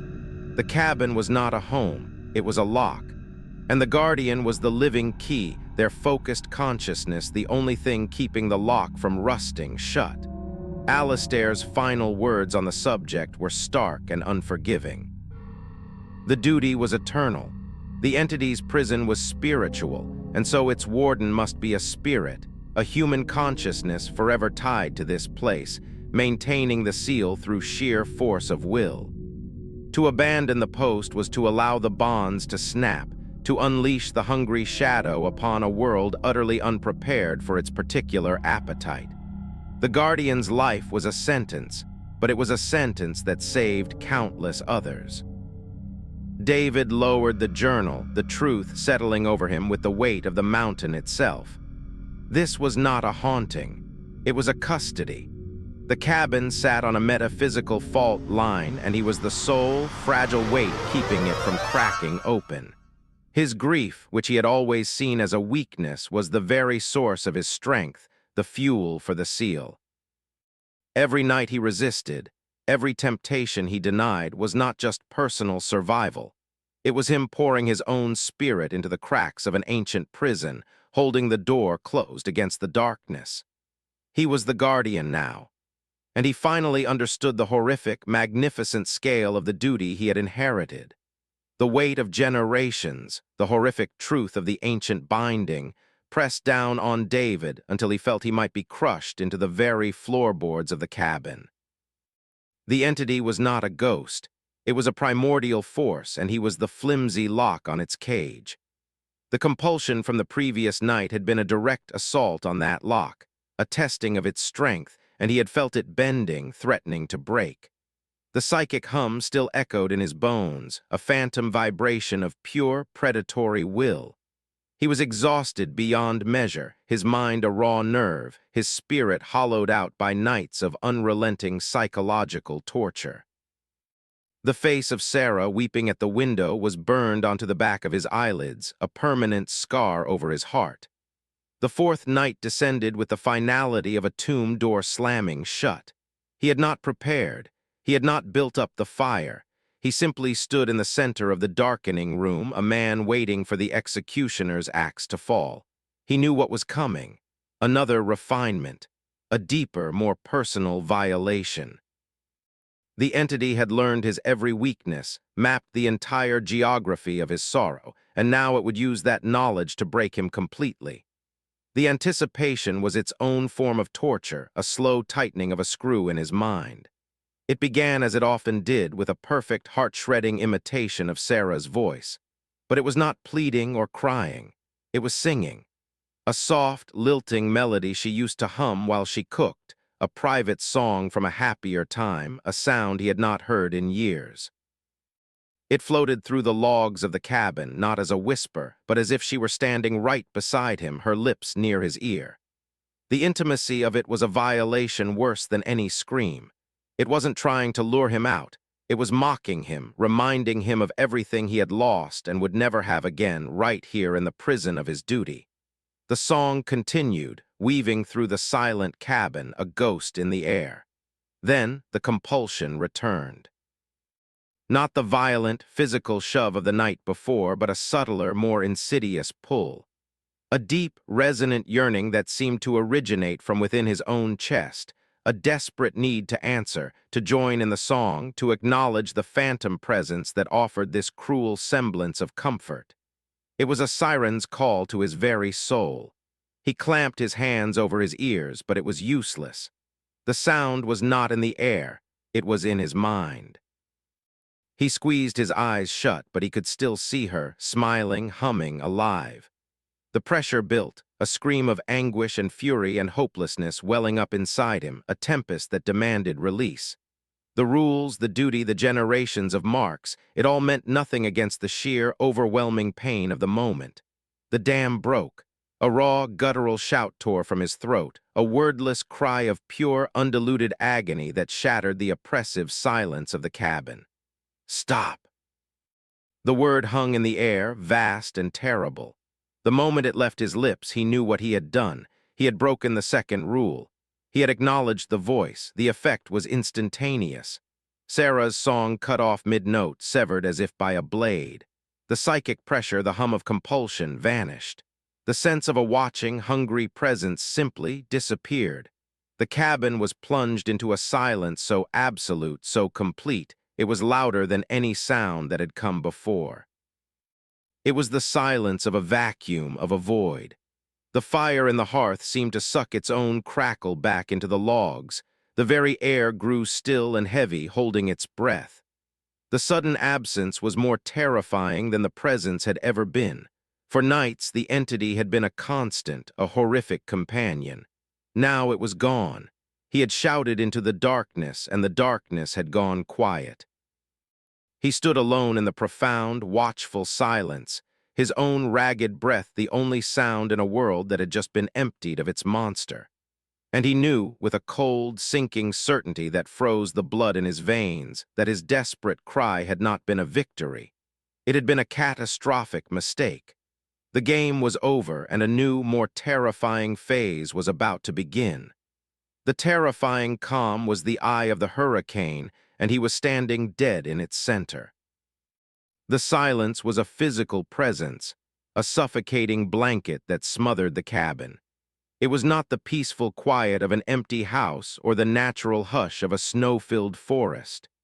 This was an unnatural void, an absolute cessation of all sound and sensation that felt less like an absence and more like a held breath, a predator having gone perfectly still to better sense its prey.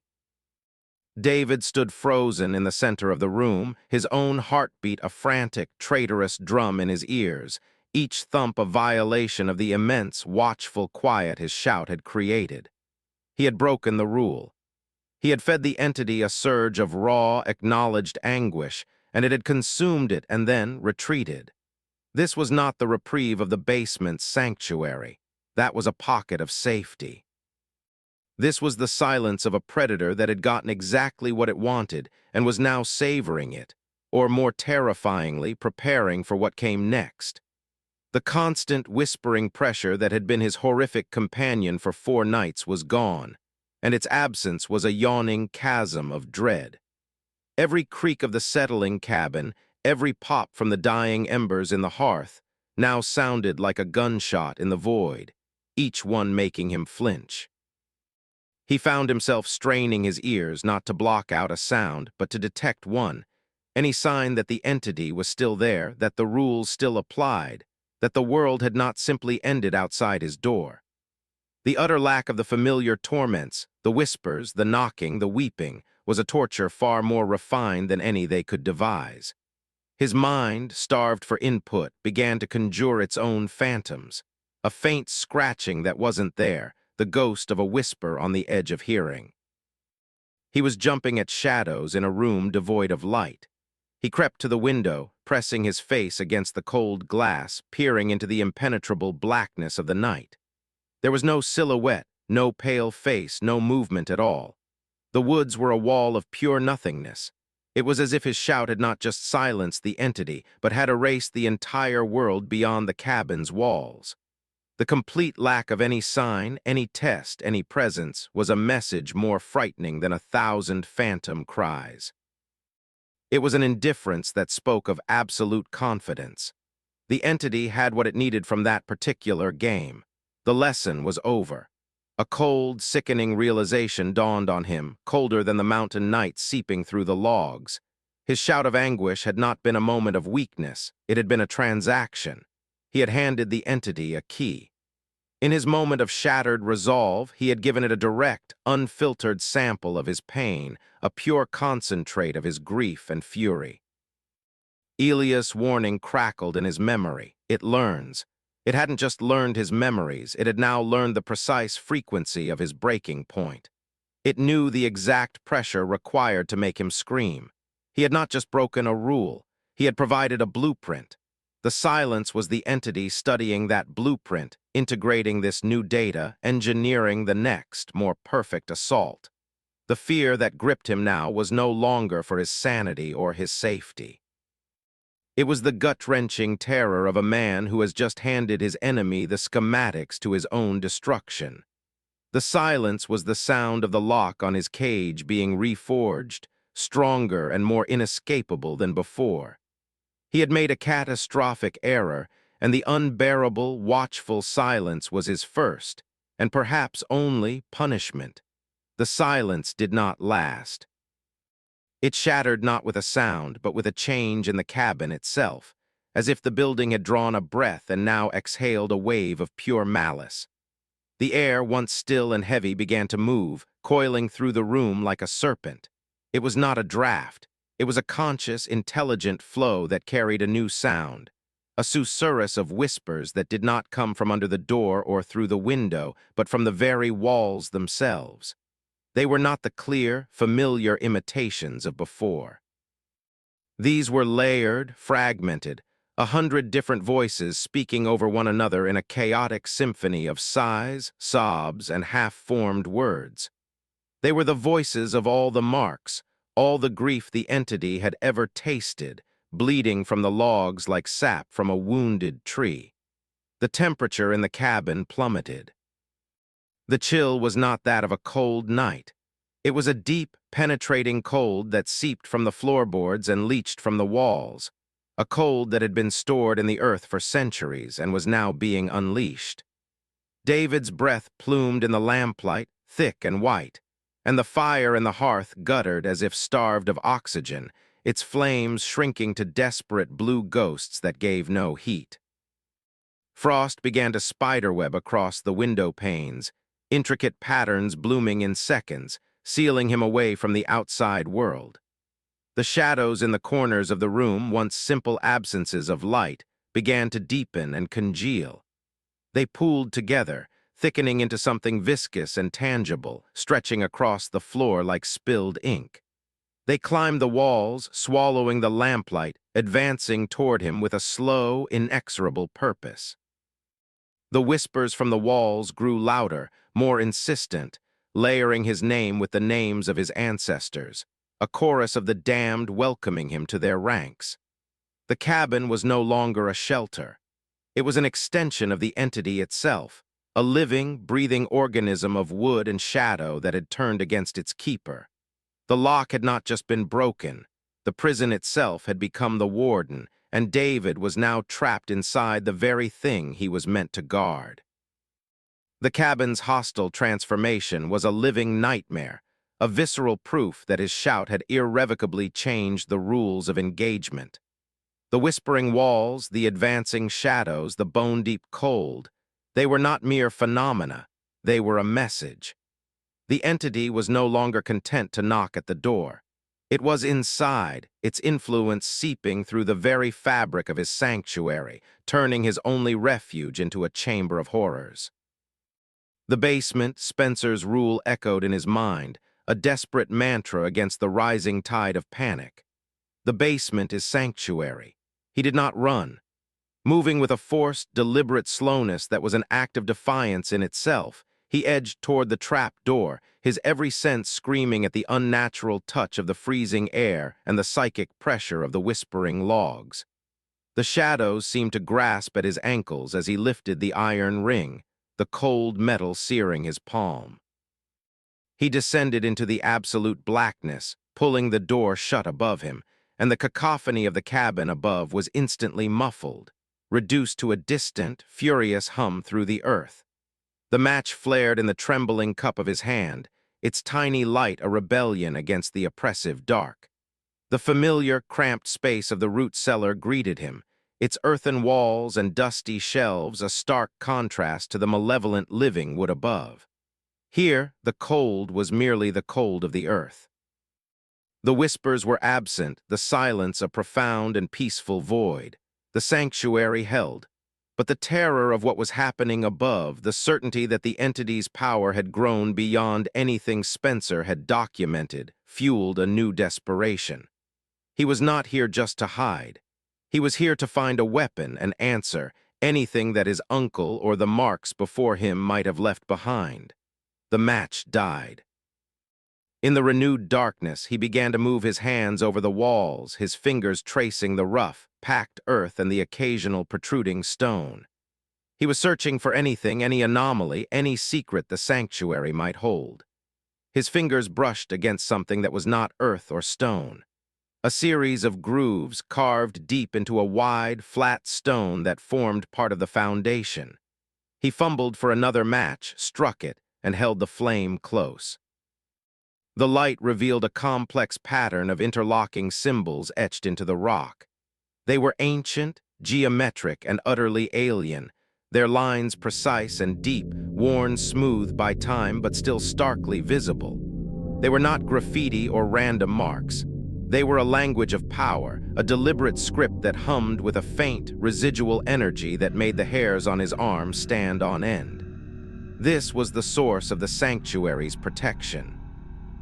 This was the physical manifestation of the ancient binding Alastair had written about, the primal seal that the Guardian's presence merely reinforced. His heart hammered against his ribs, a frantic rhythm of hope and awe. He followed the line of symbols with his fingertips, the match burning down to his fingers. He barely felt the sting. The carvings led his touch to a section of the wall that felt different, not packed earth, but old, dry wood cleverly fitted to look like part of the foundation. His nails found a seam, a hairline crack. Applying pressure, he felt the wood panel shift inward with a soft, gritty scrape. A hidden compartment, no larger than a bread box, was revealed behind it. Inside, wrapped in a disintegrating piece of animal hide, was a small, tight bundle of papers, far older than Spencer's journals. The paper was brittle and brown, the ink faded to a ghostly brown. With reverent care, he lifted them out, the hide crumbling at his touch. The match died, plunging him back into blackness, but he scarcely noticed. He could feel the weight of ages in the papers, the desperate handwriting of Guardians long since turned to dust. Sitting on the cold earth floor, he lit his last match and began to read. The script was spidery and difficult to decipher, the language archaic. They were notes, observations, and warnings from Guardians whose names were lost to time. They spoke of the symbols, calling them wards of the earth, the physical anchor of the binding ritual. They detailed cycles of the entity's strength, how it waxed and waned with the seasons, how a Guardian's resolve was the key that turned the lock. One page, its edge burned as if by a cold fire, held a stark warning. The silence is its greatest weapon. It precedes the storm. When it falls, prepare for the walls themselves to speak. Another Guardian had written of a breaking, a moment when a Guardian's will faltered and the entity gained a greater foothold, exactly as David had just experienced. The notes described the same symptoms, the whispering walls, the unnatural cold, the aggressive shadows, but they also offered a fragment of hope. The storm could be weathered. The sanctuary would hold. The ancient wards in the stone were stronger than any temporary breach. The match guttered out, leaving him in the dark, the crumbling pages held tight in his hand. He was not the first to fail. He was not the first to feel the walls close in. He was simply the latest in a long line of men who had sat in this very darkness, reading the same desperate words, drawing strength from the same ancient symbols. The secret of the basement was not just its safety, it was its history. It was a library of endurance, a testament that he was not alone. The entity had learned his breaking point, but down here, surrounded by the whispers of his predecessors, David Mark began to learn how to rebuild his walls. The ancient pages, brittle as dried leaves in his hands, did not offer comfort. They offered a blueprint for damnation.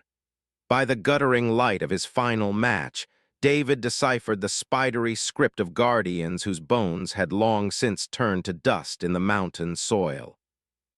The notes were not a history. They were a confession, repeated across generations in 100 different hands, all describing the same inexorable machine. The cycle was perfect, a self-sustaining engine of misery. It began with blood. The entity was bound to the Mark lineage, its jailer chosen by a cursed heredity that carried a predisposition for profound grief, the very fuel it craved. When a Guardian died, either by the entity's slow feast on their spirit or by simple old age, the bonds of the prison would weaken. The entity's influence would subtly extend beyond the mountain, a psychic lure cast into the world, seeking the next in line. It found them in their moment of greatest vulnerability. A lawyer's letter would arrive, an inexplicable inheritance from a relative they barely knew, offering a remote cabin, a fresh start, an escape from the pain that defined their lives. It was a siren's call to the wounded and the grieving, a promise of solitude that was, in truth, a perfectly laid trap.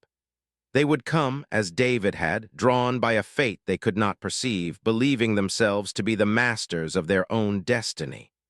They would arrive to find the rules, the warnings, the journals, the breadcrumbs left by the previous Guardian, a trail of terror meant to guide them. But by then, it was too late. The moment they set foot on the land, the moment the key turned in the lock, the cycle was complete. They were ensnared. The cabin became their world, their prison, and their watchtower. Their grief, which had made them vulnerable, was now forged in the entity's fire into a weapon to be used against them, and their will was the only thing maintaining the seal on its cage. The notes described the inevitable descent, the initial skepticism, the dawning horror, the brutal education in the entity's methods, and the final, grim acceptance of the duty. There was no retirement, no reprieve.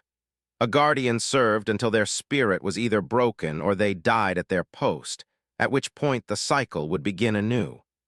The entity would weave its lure, the next grieving mark would be summoned, and the terrible, endless relay would continue. They were not heroes, they were sacrifices chosen by bloodline, lured to the cabin and trapped to contain an evil the world must never know existed. The cabin on Raven's Peak was not a home. It was a feeding trough, and the marks were the perpetual harvest. The final journal felt different in his hands. The leather was less cracked, the pages less yellowed. This was Spencer's last testament, the final volume in a library of terror. David's fingers trembled as he opened it, not to the beginning, but to the very last entry. The date at the top was recent, only a few months old. The handwriting, usually a frantic scrawl, was here rendered with a shaky, deliberate clarity. Each word was etched onto the page with the painful precision of a man using his last ounce of strength to carve. Message on his own tombstone, and the message was for him. David, if you are reading this, then I am gone, and the burden is now yours. I am so sorry. More sorry than these feeble words can ever convey. I never wanted this for you. When your father cut ties with this family, I prayed the line had finally been broken, that the curse would die with me. But the pull of this place, it is stronger than blood feuds or time. It finds its way. I have watched you from afar through the few pictures your mother would send at Christmas. I saw the man you became, and my heart broke anew. You had a good life, a life of love with your Sarah. I grieved for you when I heard the news of her passing, and then I knew. I knew the call would go out. Your sorrow made you a perfect beacon for it. My death was the key, and your grief was the lock it turned. The things you have experienced, the horrors that have whispered at your door, I have lived them all. The voice of my Alina haunted these woods for 30 years. I know the exquisite torture of denying the face of your beloved. I know the cold that seeps into your soul and the silence that is louder than any scream. I have felt the compulsion, the physical pull to undo the lock and end the torment. I have broken the rules, as you surely will. The entity learns, David. It is a patient, brilliant monster, and it will find every crack in your armor. Do not give in. That is my final, desperate plea to you. When it shows you Sarah, when it offers you peace, when it promises an end to the loneliness, do not believe it. It is a lie woven from your own heart's blood. To give in is not to find peace, it is to become like it. A hollow thing, a vessel for its hunger, forever trapped between worlds. Your strength, your will, your grief, these are not your weaknesses. They are your weapons. They are the bars of the cage. The basement will protect you. The ancient symbols are your anchor. The rules are your shield. Trust nothing else. Forgive an old man for the terrible gift he has left you. I have doomed you to a life of vigil, but in doing so, I have given you the only thing that matters, a purpose. You are the guardian of the world's sleep, David. You are the lock on the door that must never be opened. Do not give in. Your uncle, Spencer, the entry ended there.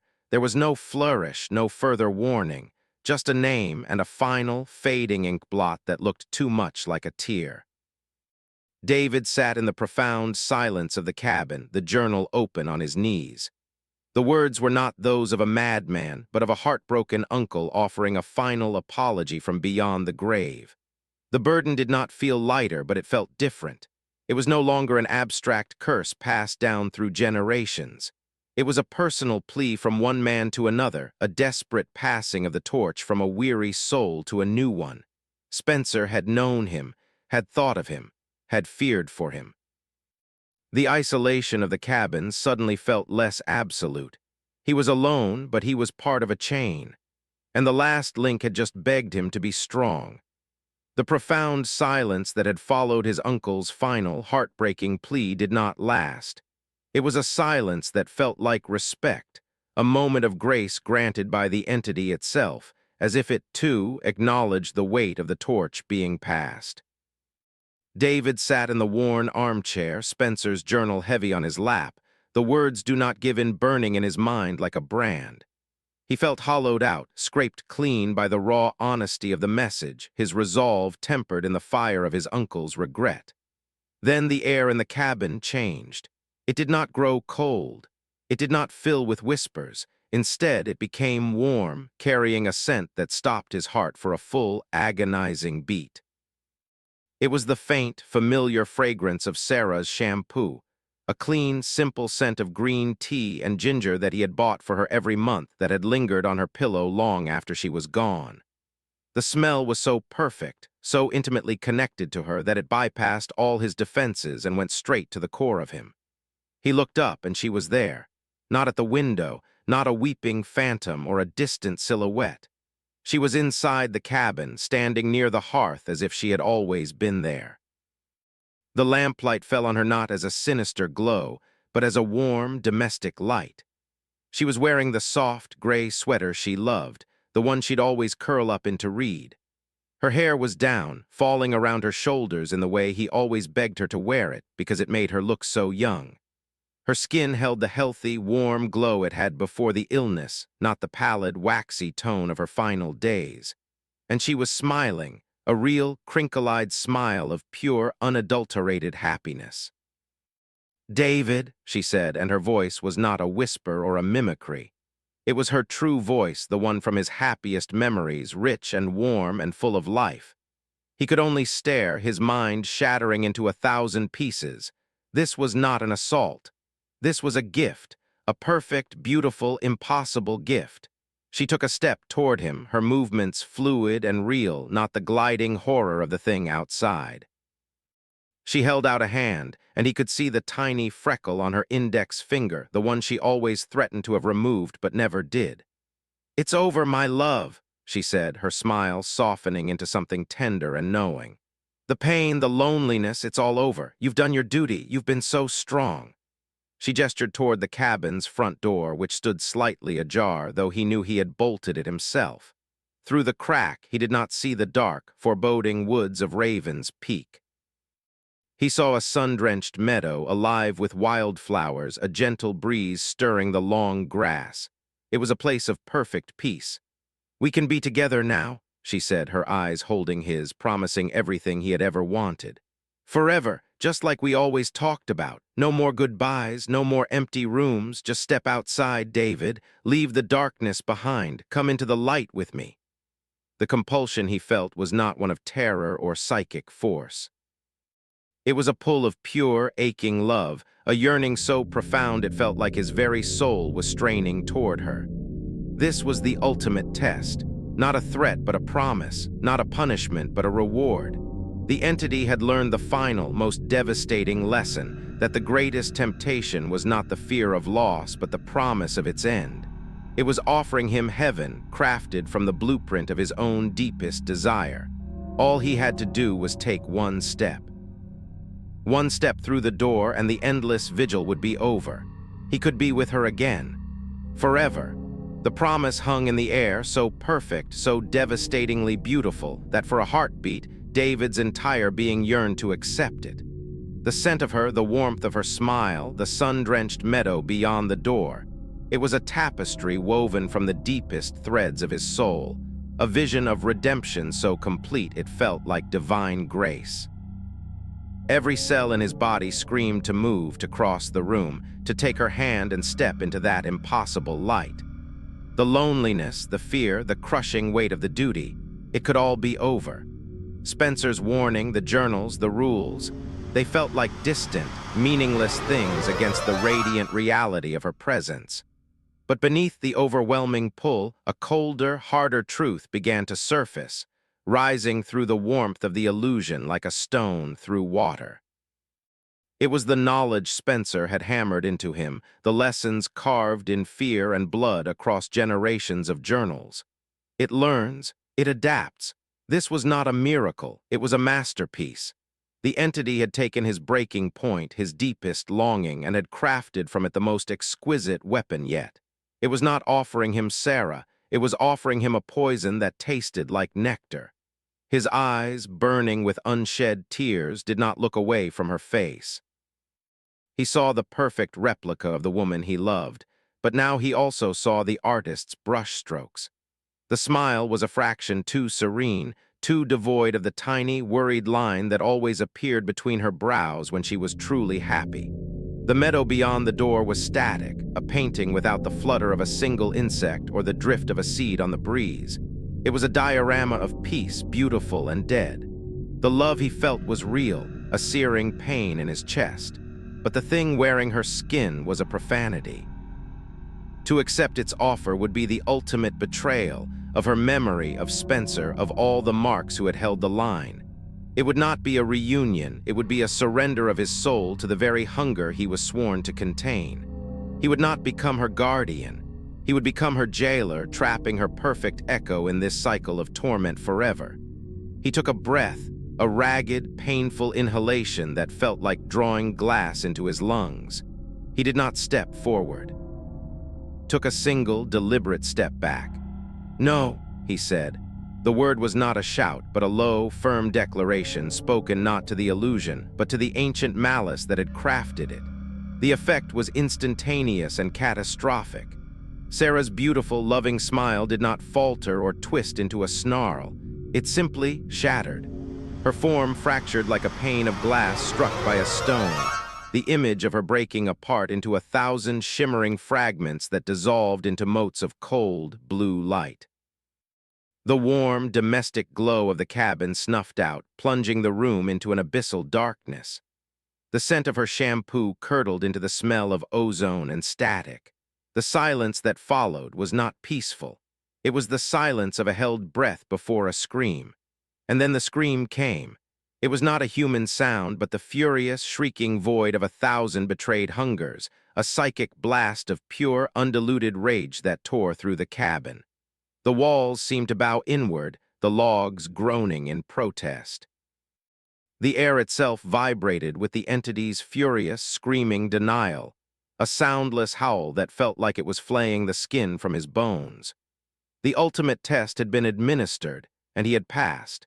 And the entity's response was a tantrum of cosmic fury, the screaming void of a predator that had been denied its perfect, most cherished meal. The entity's furious, silent scream echoed in the bones of the cabin and the marrow of David's soul, a psychic aftershock of its monumental disappointment. The air crackled with spent malice, the oppressive weight of its presence receding like a tide pulled by a cold, distant moon. He stood in the center of the room, the darkness absolute, his body trembling not from fear, but from the colossal effort of refusal. He had looked heaven in its false face and called it a lie. The void where Sarah's image had been was a wound in the world, but it was a clean wound, a surgical removal of a beautiful cancer.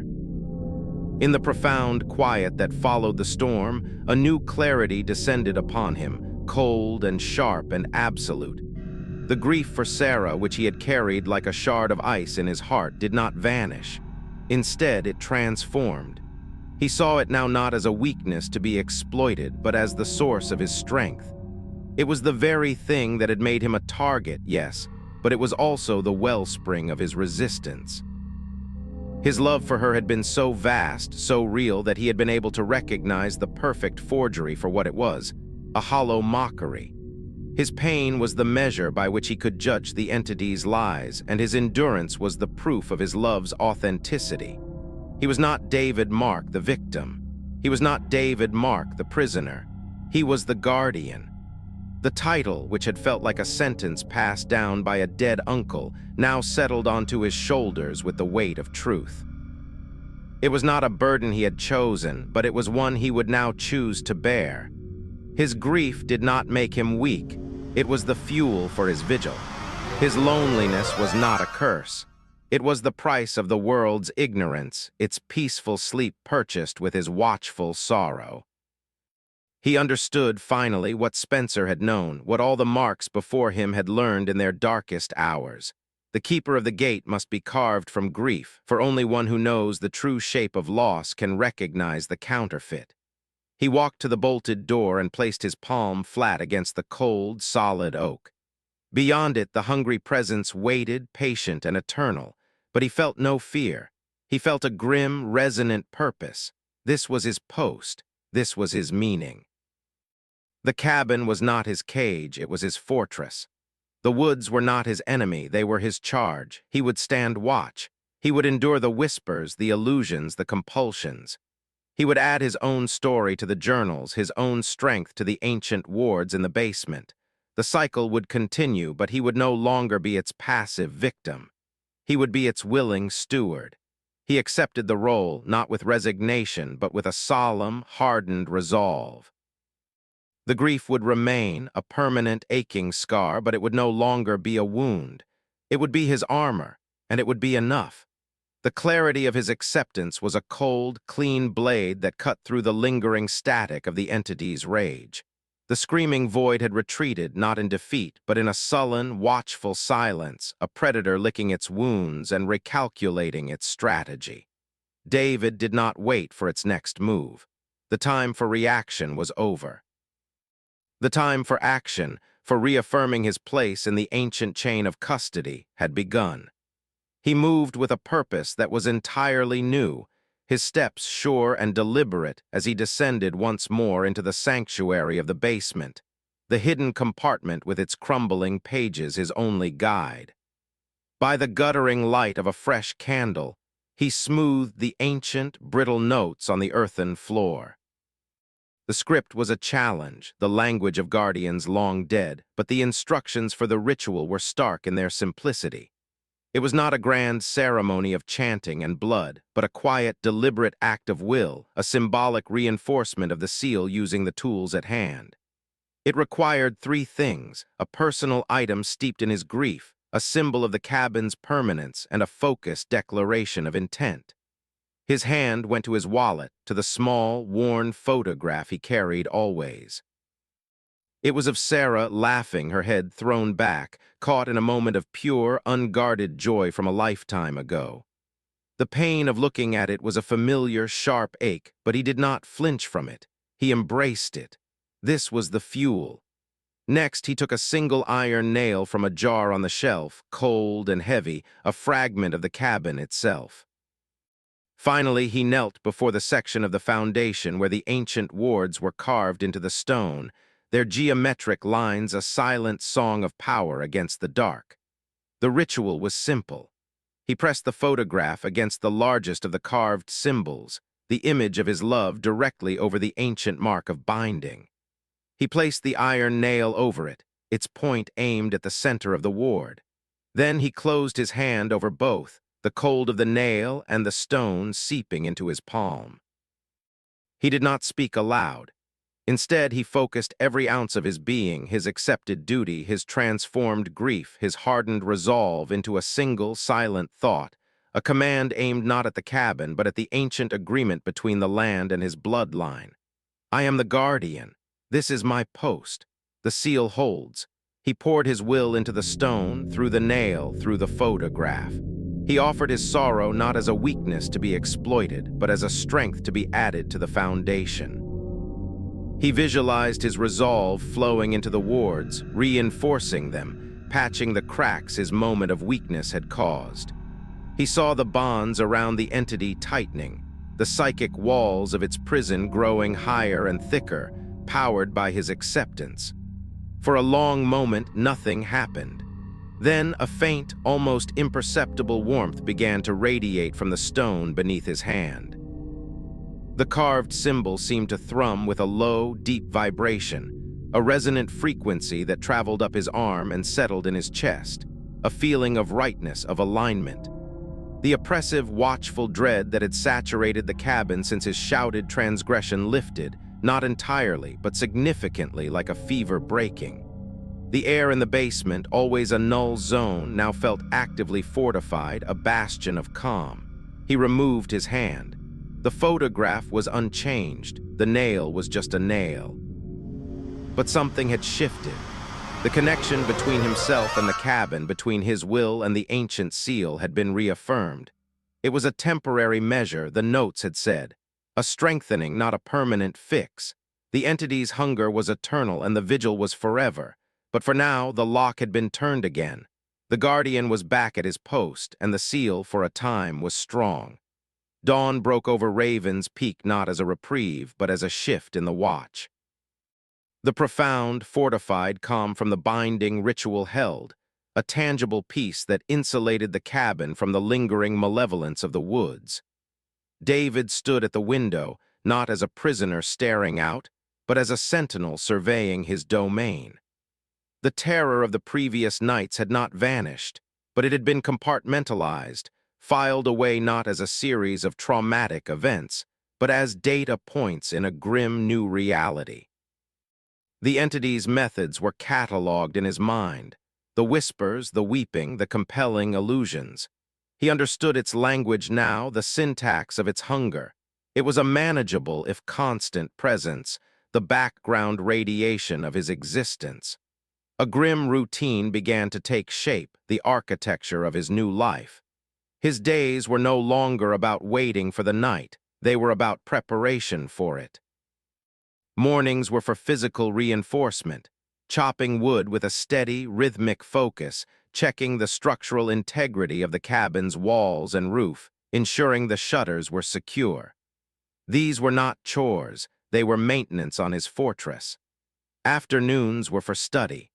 He reread the journals, no longer with the frantic hunger of a victim seeking answers, but with the analytical eye of a scholar reviewing a tactical manual.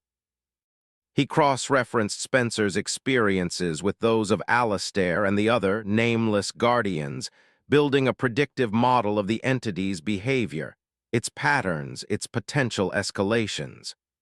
One afternoon, the silence of the cabin feeling less like an emptiness and more like a workspace, he took up a blank journal he had found among Spencer's things. The cover was plain, the pages empty. He opened it to the first page. His pen hovered for a moment, then began to move, not in a frantic scrawl, but in a clean, deliberate script. Entry 1, he wrote. The entity tested with a familiar auditory lure last night, Sarah's voice, specifically her recollection of our trip to the coast. It held for approximately 20 minutes before ceasing. No visual component, no attempt at compulsion. It is probing the strength of the renewed seal, testing for weakness. I did not acknowledge. The basement was not required. The sanctuary held. He continued, detailing the weather, the state of his supplies, the quiet persistence of the watch. It was not a diary of fear, but a log of duty, his own journal, a new volume in the library of endurance. He was no longer just reading the history, he was writing it. Each entry was an act of defiance, a declaration that he was still here, still watching, still adding his strength to the ancient wards. The grief was still there, a permanent, low hum in his heart, but it had been harnessed. It was the engine of his vigilance. He was the guardian of Raven's Peak, and this, the chopping of wood, the study of texts, the keeping of the log, was the new, grim, and utterly necessary normal. The mountain road was a scar of gray against the deep green of the summer pines, a path David had not seen another soul traverse in all the months of his vigil. His world had shrunk to the rhythm of the seasons and the silent, watchful dance with the entity, a dance he had learned to lead.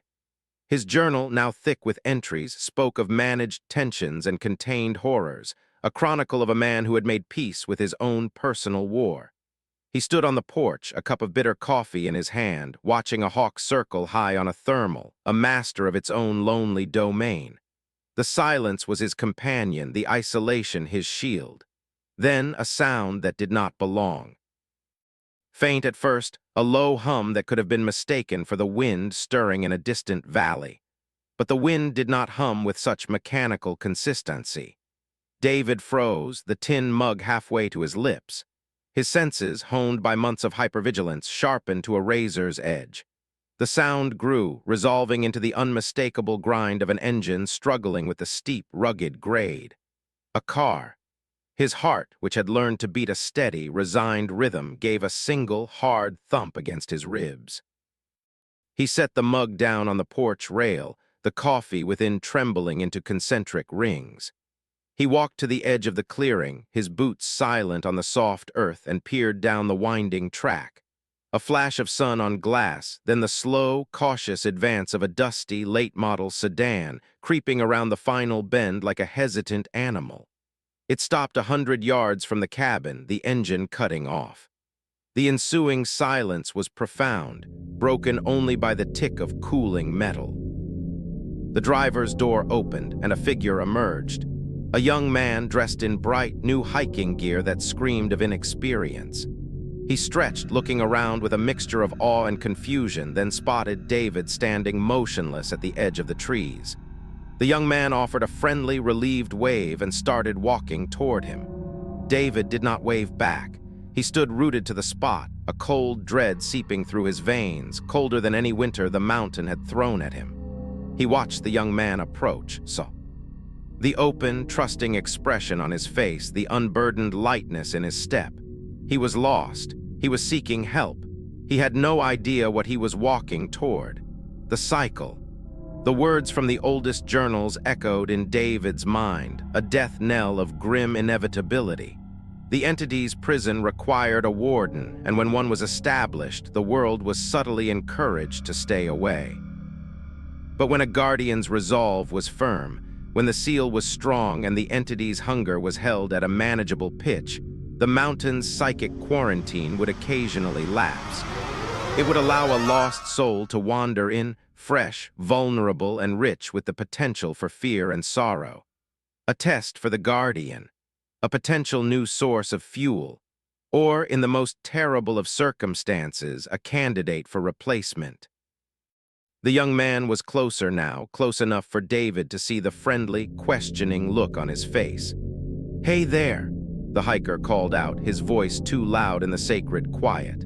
"Sorry to bother you. I think I took a wrong turn about 5 miles back. My GPS is completely shot. Is this a through road?"